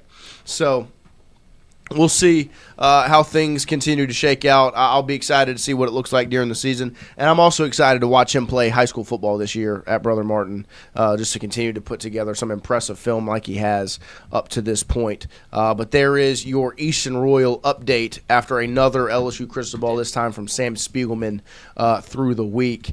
Super excited to see how this continues to play out and potentially, and I think, see him end up in an LSU uniform. Hopefully that number 3 right there over LC's left shoulder from his favorite player, Odell Beckham Jr.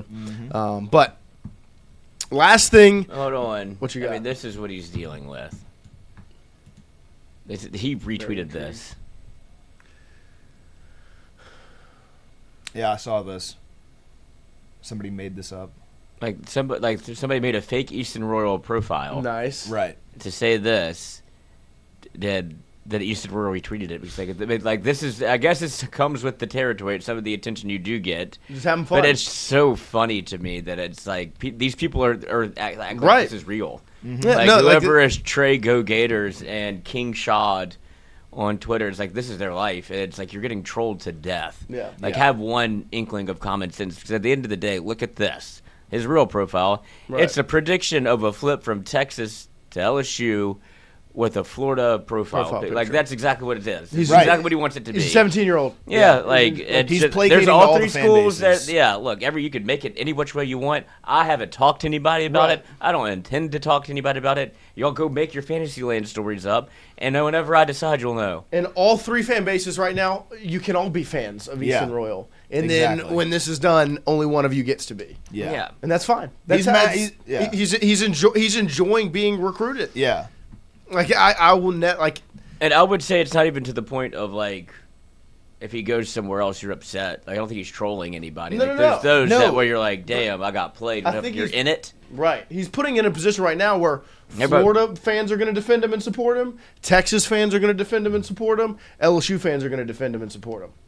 And then when he makes the final decision and he commits wherever he commits on signing day in December, he's got one fan base that's going to be ride or die for the next 1 to 2 to 3 years. And that's the last thing I'll say about it. Like, it is, of course, frustrating because we've been talking about it for so long. Right. And there's been so many times where we're like, oh, it could happen this week. It could happen this month. I think part of the reason it hasn't happened yet, and this is kind of refreshing to see in this world of recruiting, I do think he genuinely has a great deal of respect for all three programs involved. I think he genuinely really does love Texas. I think he genuinely really does love Florida. And I think no matter what ends up happening, whether it's sticking with Texas or flipping to LSU, I do believe it's flipping to LSU. I think he wants to go about it the right way and be respectful in the way he does it, which probably means giving Texas a visit before he ends up making his decision, giving Florida a visit before he ends up making his decision, going to a game in Death Valley. I don't think he wants to be seen as like, a lot of how these recruits are seen now where it's like these punk kids who don't care about anything but the money, because he has been very respectful throughout his whole process, and I think he wants to continue to see that play out even if he does make a flip in the near future. Yeah. No, we'll see how it plays out this season. Easton Royal getting closer to making his decision. Who knows when it'll be. But the timeline is just, it's getting shorter because you're getting closer to signing day. So you know that it's down the line somewhere. Did anybody hear what Curt Cignetti had to say yesterday? Bought a bigger gun. That one, I just saw that one on Twitter. That Great- was great answer. But I did also see what he said about the SEC. Any reaction? I think he's right. I figured you did. I mean, don't make excuses. Go and win. I mean, we talked about it last week in Tampa. The SEC for years talked about, well, the reason the SEC is so successful and so much better than these other programs is that they go through this SEC gauntlet and they're more battle tested than everyone else. And now that you're not seeing that level of success in the postseason, now it's not that you're battle tested. Now it's, well, the schedule is too much for us, and these other teams, aren't playing the same schedule as we are. And look, I do agree. Like, the SEC is the toughest top to bottom schedule in the country. But let's not act like the Big Ten doesn't play tough games. It's tough to go to Columbus and play Ohio State. It's tough to go to Bloomington and play Indiana, to go to Oregon and play Oregon, to go to Michigan and play Michigan, right? And, I am getting kind of tired of the SEC fans talking in nothing but hypotheticals when you've seen it bear itself out on the field for the last 3 years. The Big Ten is the best conference right now, and I don't think there's really much of an argument to push back on that. I think the part that I think is the funniest is that the coaches and the commissioners are entertaining this as much as they are, because it feels like fan fodder. And so it's like, but the best coaches in the country and the commissioners are getting on the podium and talking about it consistently, and it's like, does it really matter? Like, to me, it's whatever happens on the field. And as of right now, what's happened on the field the last 3 years is that the Big Ten has raised and hoisted the national championship trophy. What happens on the field this year will also play a factor. Oh, yes, sir. I got it. 2 for tonight. 2 of them. What we got? Huge. Games, super big. Okay. Astros, huge. So Astros huge, Pirates super big. Which one's bigger? Huge. Huge is bigger than super big? Okay. Yes. Yeah, because we could say we have to qualify sometimes. Of What course. was the other one? Your sister texted me and told me you were at BALLY'S last night. Uh-huh. Swung by the casino, checked it out. Really? Well, we got to get you over to BALLY'S. They give me so many comps there. Well, you got to earn them over here, too. You do. That's right. So, Just Sam, Tingle and Co. So Astros huge. Astros huge. Paul Skeet's big ball. Got it. Big ball. That's it. We go. Perfect. Mr. Fun, there you go. FanDuel picks of the day. Astros huge, Pirates Big. super big. Super, not just big. If he hits this, Super big. he's gonna go from Mr. Fun to Daddy Fun. Oh, Okay. Daddy Funds. Daddy Fun. Daddy Funds. Daddy Fun be trapped. So that means I'm going to do $10 on the Astros and $5 on the Pirates. I'm going to go huge and super big. That's right. There you go. And That's then how you do parlay it. them. And go Very small. medium. Yeah. Like a kid's meal. Mid-sized. Kid's meal. SUV. Mm-hmm. Sedan. Shout out to Mr. Fun. There's your FanDuel pick of the day. Mets. Not Mets. Astros huge. Mets won some money for you last night. Astros huge. Pirates super big. Whatever units you want to use. But we appreciate all of you starting your morning with us here on this Friday morning and enjoying the week with us here at Tingle & Co. What you got over there? No. What? I don't understand politics. Oh, boy. But this is, I guess, politics to protect College Sports Act. Mm-hmm. I guess this is for Christian. I'll ask you. Okay. Since you're the poly head. Senate adjourns without scheduling vote. Protect College Sports Act. The U.S. Senate adjourned for the week Thursday without scheduling a vote for a wide-sweeping college sports bill, making it increasingly unlikely that the floundering legislative effort will move forward this summer, despite a flurry of negotiations the past week to try to revive it. Where do they go for 2 weeks to take a break? Well, they have sessions, and so they're not going to – clearly this is not on the top of their checklist, so they're going to maybe come back to it. I'd imagine they probably don't touch this until after the midterms, which is kind of frustrating because we obviously need this solved now. We need this issue in college football solved as quickly as possible, and for them not to even – obviously it makes sense because it's sports, and sports are not at the top of their checklist, even though I think – to the American public they should be. But I mean, if they're adjourning and they're not scheduling a vote when clearly that's a priority to the president and probably a good bit of the Republicans, like, yeah, that's just not ideal for us. So it just means that they're not Basically, scheduling a vote, which means this isn't going to happen. Every Congress member goes back home for 2 weeks. They come back again, and we'll see if they schedule it at that point. I doubt it. But so since they didn't schedule it this time, it's less likely to be scheduled next time. Right. It's just going to keep falling down and falling. And then it'll probably be touched after the midterms. What are the midterms? There's a Senate race in Louisiana. One of the senators is up for re-election in Louisiana.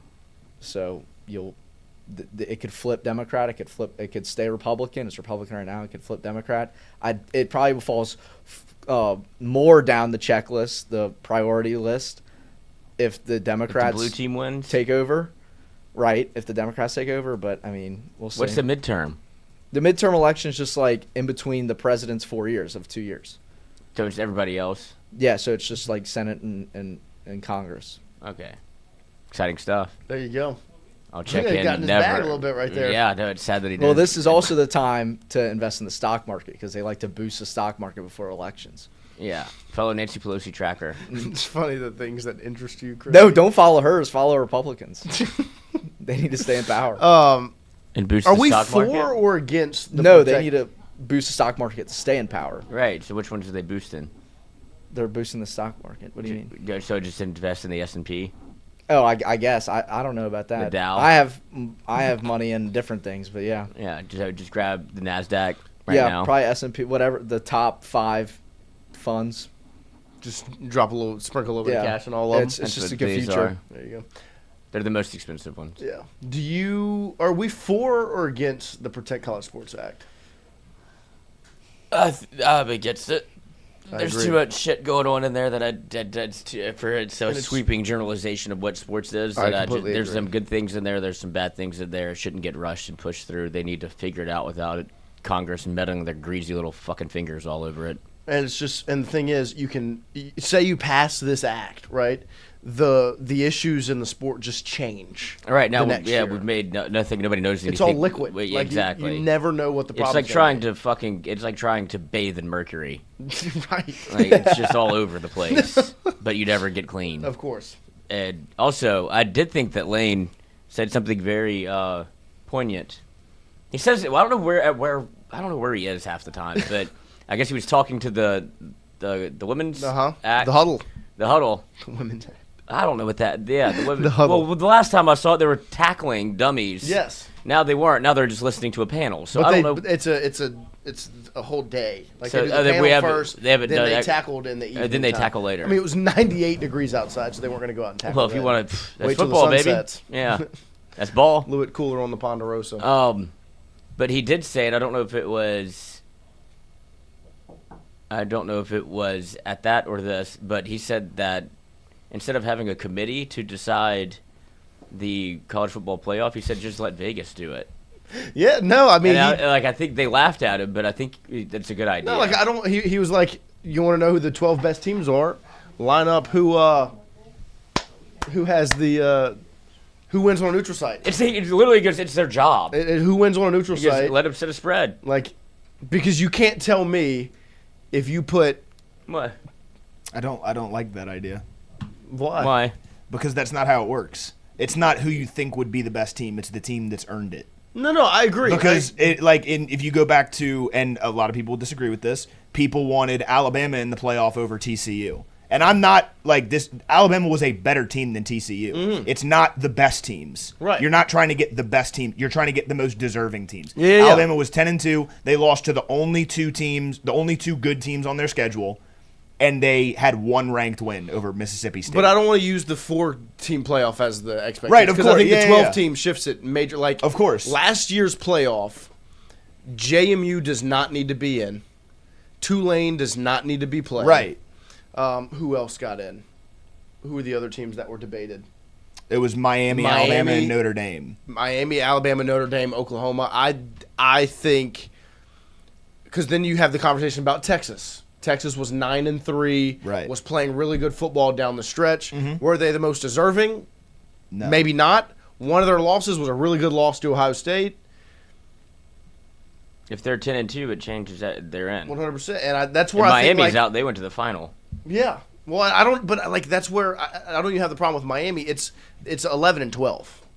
You Yeah. cannot gift spots to the playoff. No, I agree, but I don't think That's where the the Vegas point spread doesn't fix that. The reason they got in is because they have automatic bids, which Right, makes right. zero sense. No, that's so 100% needs to be 100% JMU and Tulane should Right. not be in. Take away the automatic bid. Yeah, 100%. You have to take away the automatic. They should not. They have no chance. No chance. Like they literally have no chance. The JMU Oregon game. There's no reason to even turn that on the television because there's no chance. Tulane and Ole Miss. You were like, you know what? Maybe. Because And they got only because Lane left. and they yeah. got dog walked because they're not as good.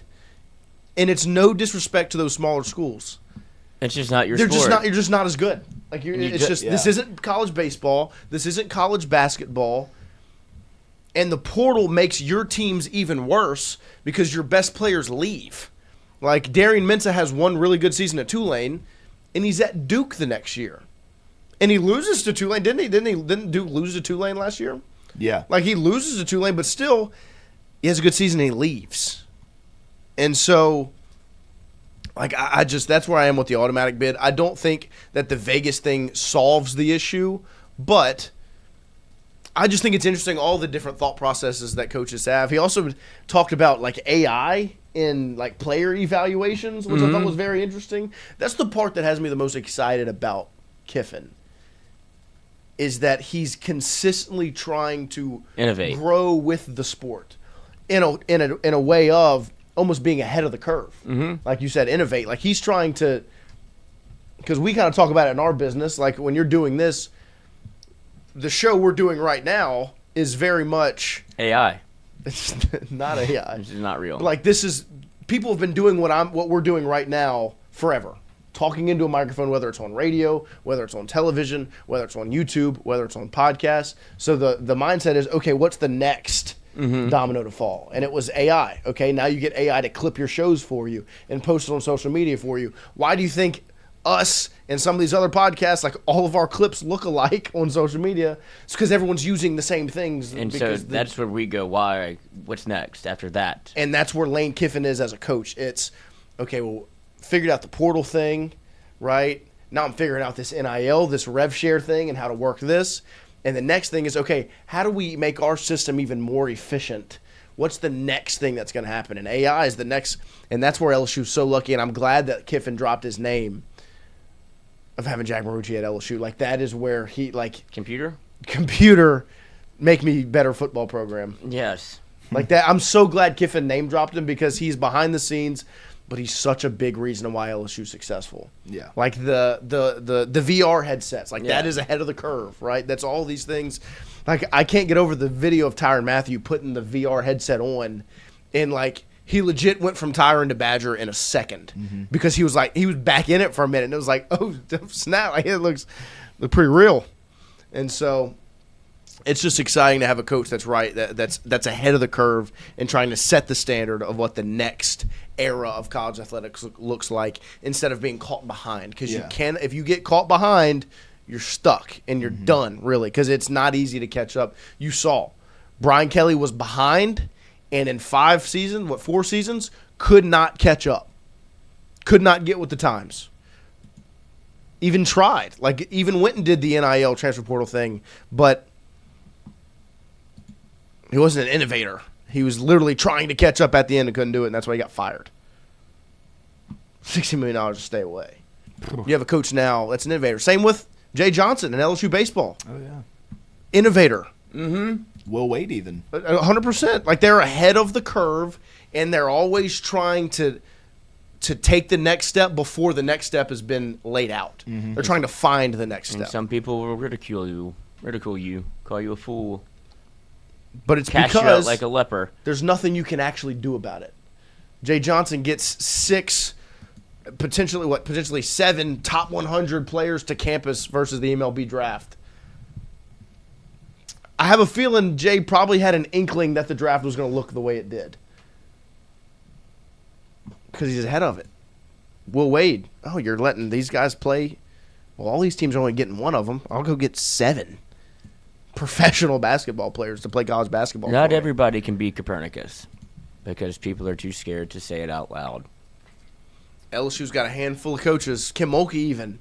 Like, talk about fundraising. I mean, when she got to LSU, she was ahead of the curve.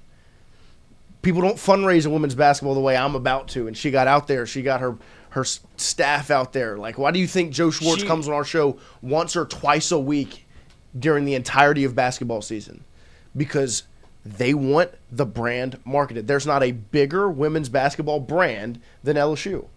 But it's because Kim Mulkey was ahead of the curve and wanted to market it better than anybody else. And also it's because her staff believes in that message, because who reaches out to whom for that?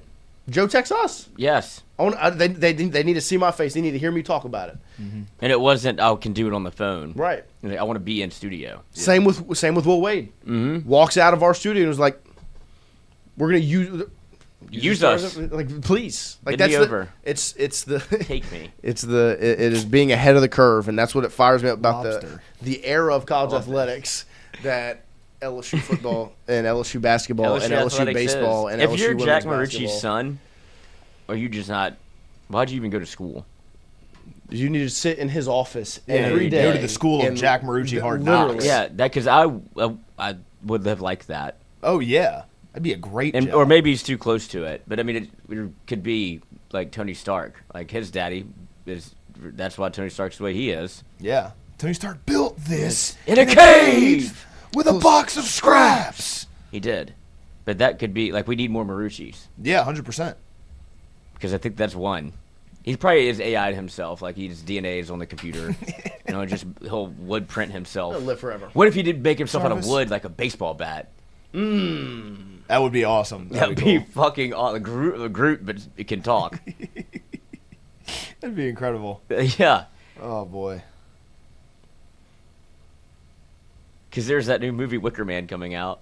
There is. And so it'd just be Marucci Man, but just be Jack Marucci's. I want to see the new movie Spider-Man. That Me came too. I've heard people have mixed reviews on it. It's on Twitter right now. I already watched it. I kind of want to go to the theater today to watch it. I know. Me We're too. going Saturday. See, I'm leaving for vacation tomorrow. How many That kids? sucks.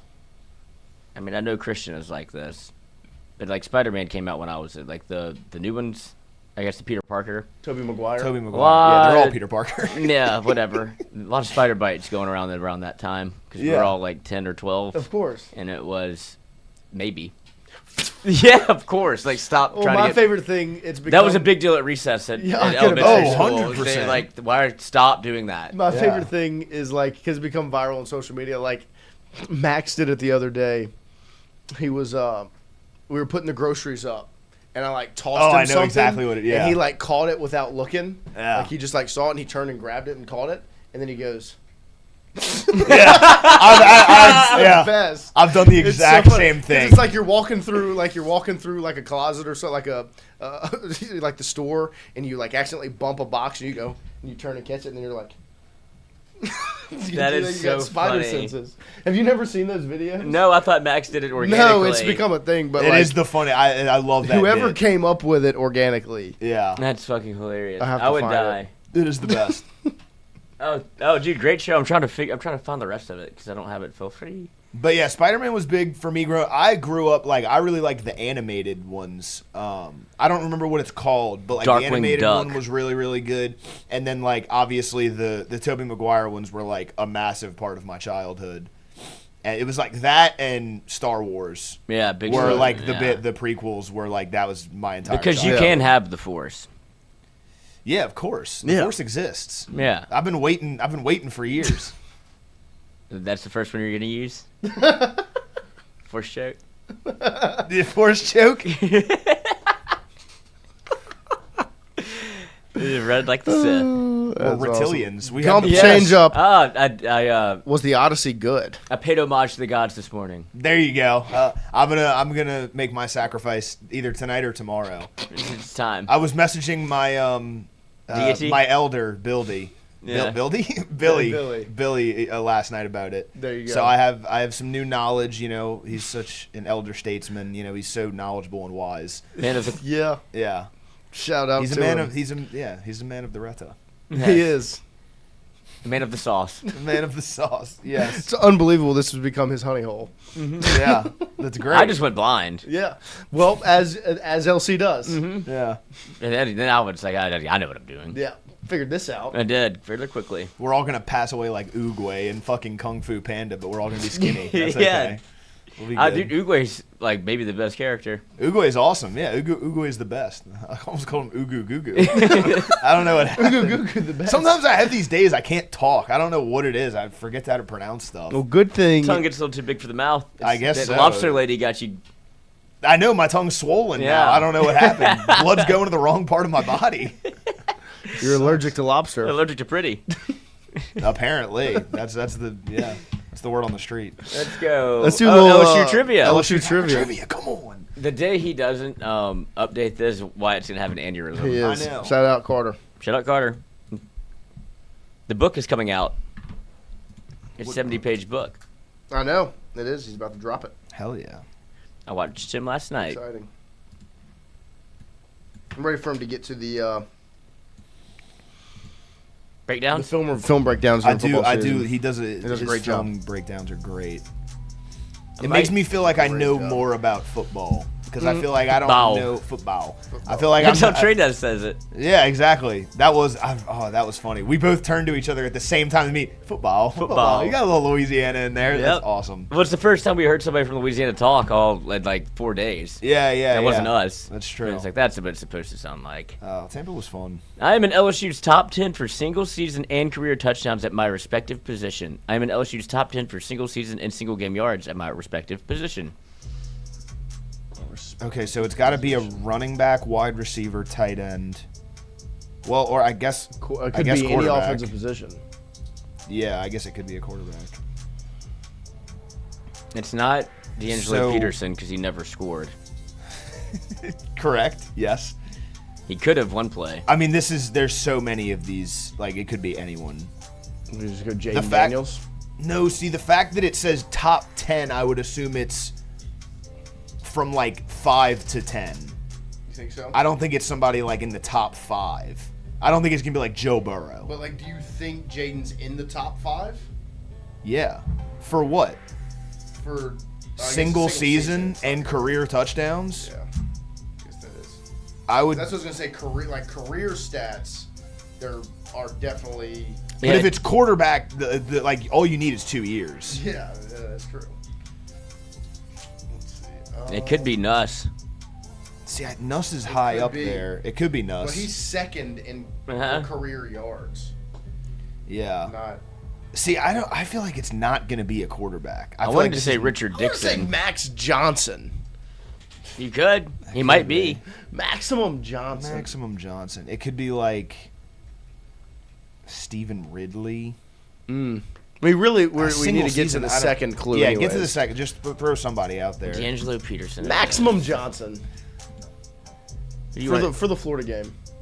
Shout out Max. Max Johnson, Georgia Southern quarterback. Maximum. So Johnson. we don't want to one shot this thing just in case. I mean, who do we think it's going to be? Yeah, I mean, you can try Like, who do someone we else. actually think? Like, Ridley's I mean, a there's good guess. a ton of people it could be. Like, Well, there's I only mean, 10. I know, but Right. it's Richard throughout Dixon. quarterback, wide receiver, running back, tight end. Like, I mean, there's Odell, Jarvis Landry. Like, Oh, and there's single game yards. like at my respective position. Richard Dixon. Oh, Josh Reed, Rohan Davey. oh, it could be Kayshawn Booty, It could be Kayshawn Booty. Balled out on Ty Ole Miss. Davis Price. Yep. Well, Go Josh Reed for Tuscaloosa. I think this is an interesting one. Is that how you Okay. spell it? It is. Reached all of clue number 1. See, this could be Kayshawn Kayshawn. Booty. You want to go Kayshawn? Mm-hmm.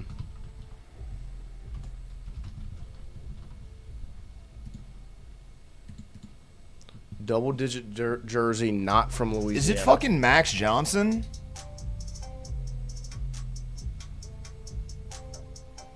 Because he did the majority of his statistics were like I mean, it's the Ole Miss game from his Fre- freshman yeah, that's season. that was the single game. Like he wore 14. He's from Georgia. Maximum Johnson. You don't need wow. Wow. We could have. When he coulda one-shotted it. He goes. You don't want to one shot it. Wow.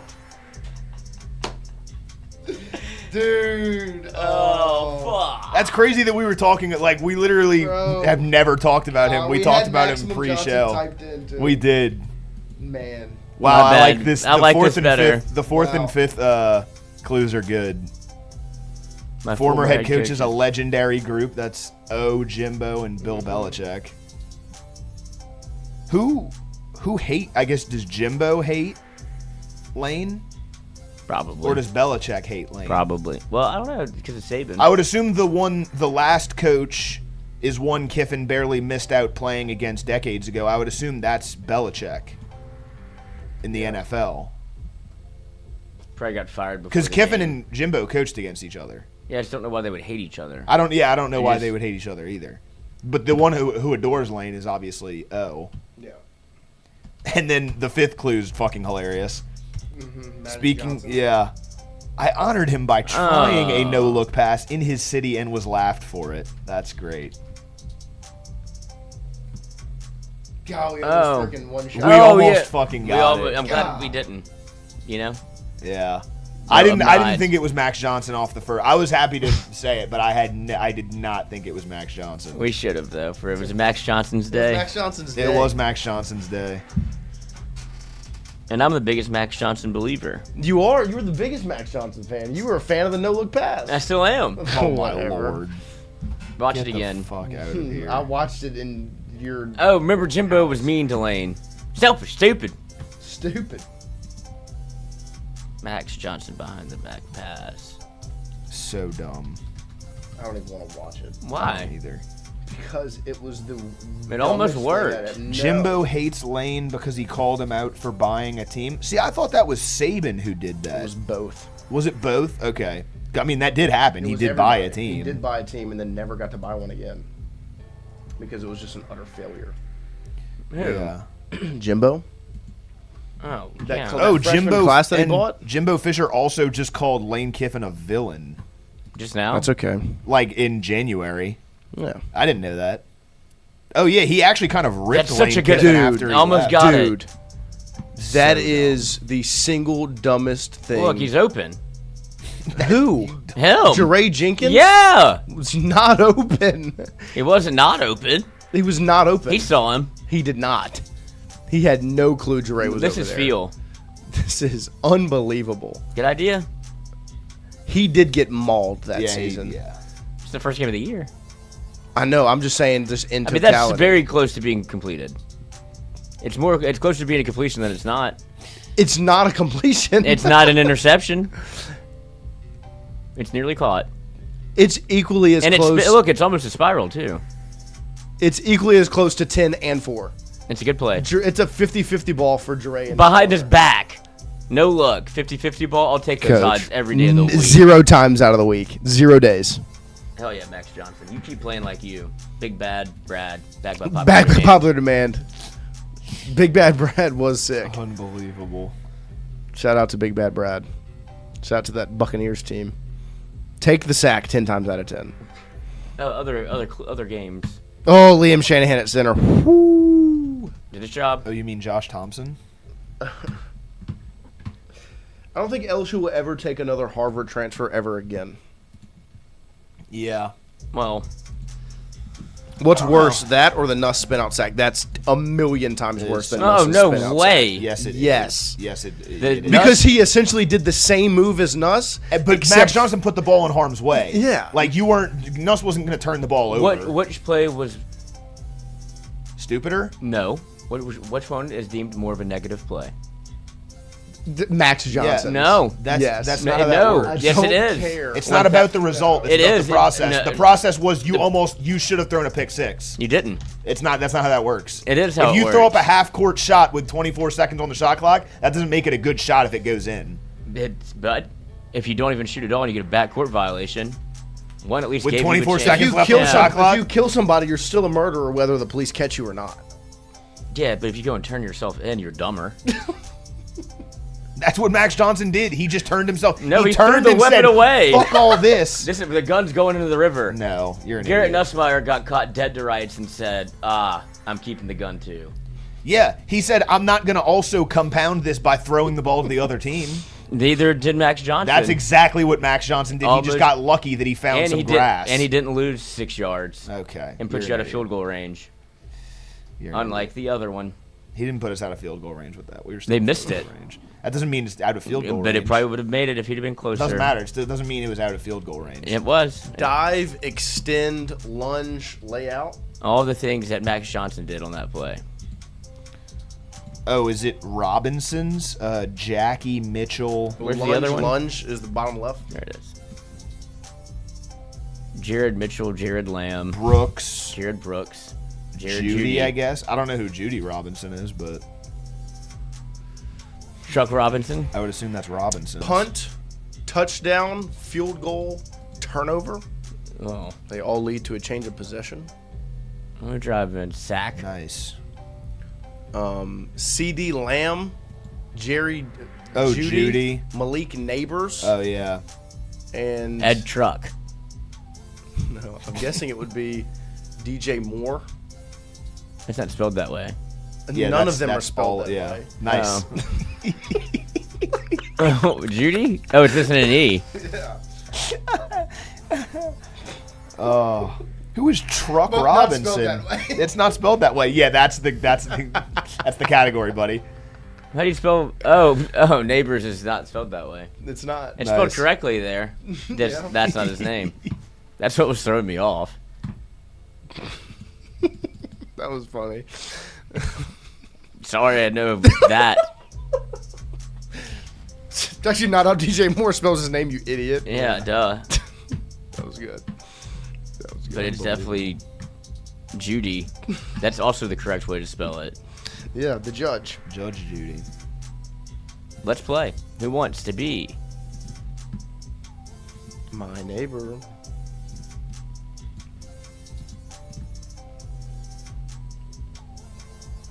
Oh, terrible news.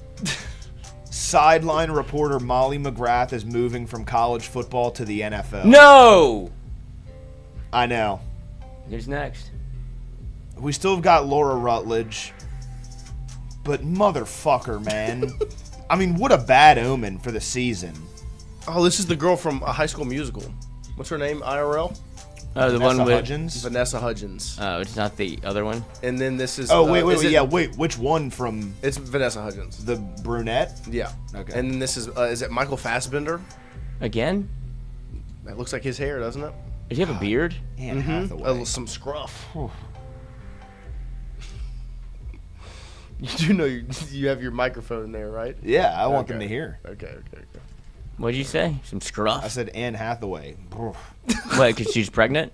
No, because she's hot. Oh. I'm seeing a lot of Millie Alcock on the timeline too. Shout out to her. Yeah, that? great season of Game of Supergirl. Thrones. Oh. This NFC team drafted kicker Jake Moody in the 3rd round of the 2023 NFL Draft, but waived him after less than 3 full seasons. I want to say this is Jake San Moody. Francisco, but I'm not 100%. I feel like that's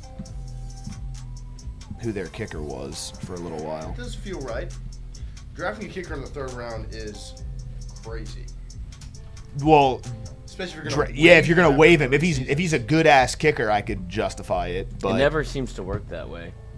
Yeah, Gage says 49ers. well, now I don't think Well, now it I is don't the like it. 49ers. I don't think that's how that's spelled. How old do you think Molly McGrath is? Don't Google it. Oh, fucking, I don't know, 19. She's been on TV. No, since she's probably like that was one we can talk about this. Heather Dinich at SEC Media Days looks great. I did not think she was 51 years old. No, looks like I would say like upper 30, 30s, yeah. lower 40s. Like looks a lot better in person than she does on TV. I can agree. Yeah, Because- like we both had Because that I realization. knew that she was older. Yeah, And I then had no idea. Then it made me change my mind when I saw her. I was like, maybe she's been on TV for no, such a long time. if you'd have asked me before we saw her in person, I would have said like around like upper 40s, 50s. Right. And then seeing her in person, I was like, she's like not a day over like 42. Yep. Shout out Jackie Robinson. Shout out Jackie Roberts. Shout But, out like- Heather Dinesh. Shout out Heather Dinich. But Molly McGrath, I would say there's no way she's older than like 36. Now I'm gonna look. Any guesses? Well, let me guess. She's 37, so Yeah. I was right there. Yeah. Good job. She doesn't look 37 though. Gosh, that's only a 12-year Randy age Jones' gap wife, for me. Truck Robinson, played for the New Orleans Jazz in the late 70s. Oh, nice. I bet Charles probably knows him then. 49ers. Whoa. What up? G? Sup, Pat McAfee? What's up? This Hall of Famer, National League outfielder, batted .394 during the strike-shortened season of 1994. Yeah, it seems like you should give us a little bit more information there. Couldn't tell you who hit .394. I in can't even tell you. 1994. I couldn't tell you a Hall of Fame outfielder that played in 1994. I didn't even know there was a strike-shortened season in 1994. Yeah, just skip this one. See We're if gonna go ahead somebody and in come the back to chat- this later. Yeah, my gosh, 394 is absurd. It is absolutely crazy. But makes I me don't- think it's like Tony Gwynn, maybe. I don't know what position he played because he was not running around in the outfield. I think he was an outfielder. I have no thought. clue. He's just so fat. Couldn't tell you a single baseball player that played in Me 1994. either. Move on. Jordan Taylor was an All-American, helped this Big Ten school make the Sweet 16 run I think in this is, 2011 and 2012. I think this is Wisconsin. Jordan Taylor, I don't recognize that name. I recognize the name. Wisconsin was good then, huh? Yeah, this was right before they had Sam Frank- Deckers and Frank Frank the Tank. Kaminsky. They had a little run where they were like pretty good at basketball. Yeah. What? The Statue of Liberty was a gift given from what country to the United States? This will be Parlez-vous français? France. France. Them damn French. A collab for the movie Toy Story 5. What major pizza chain is Oh. offering a Rootin' Tootin' Ranch dipping sauce? Why would they put pizza and a kids movie together?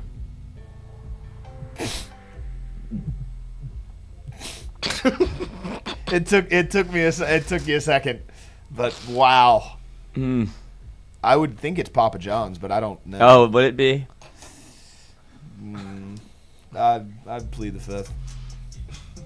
On advice of my counsel. On advice of my counsel, It's I not plead the churches? fifth. It's a pizza place. Okay. You are the worst. Over there. You actually suck. Stop. Quit it. I don't know. Wait, Heather Dinich is in Entourage? No. Amanda Daniels is from Entourage. Amanda Daniels is an Entourage. Oh, okay. I thought Andrew Messina was saying. I thought Amanda Daniels was like a character in Entourage. And She was is. saying that Heather Dinich. Amanda Daniels is. I think that's her name in Entourage. Papa John says Gage. So I was right. Well, yeah.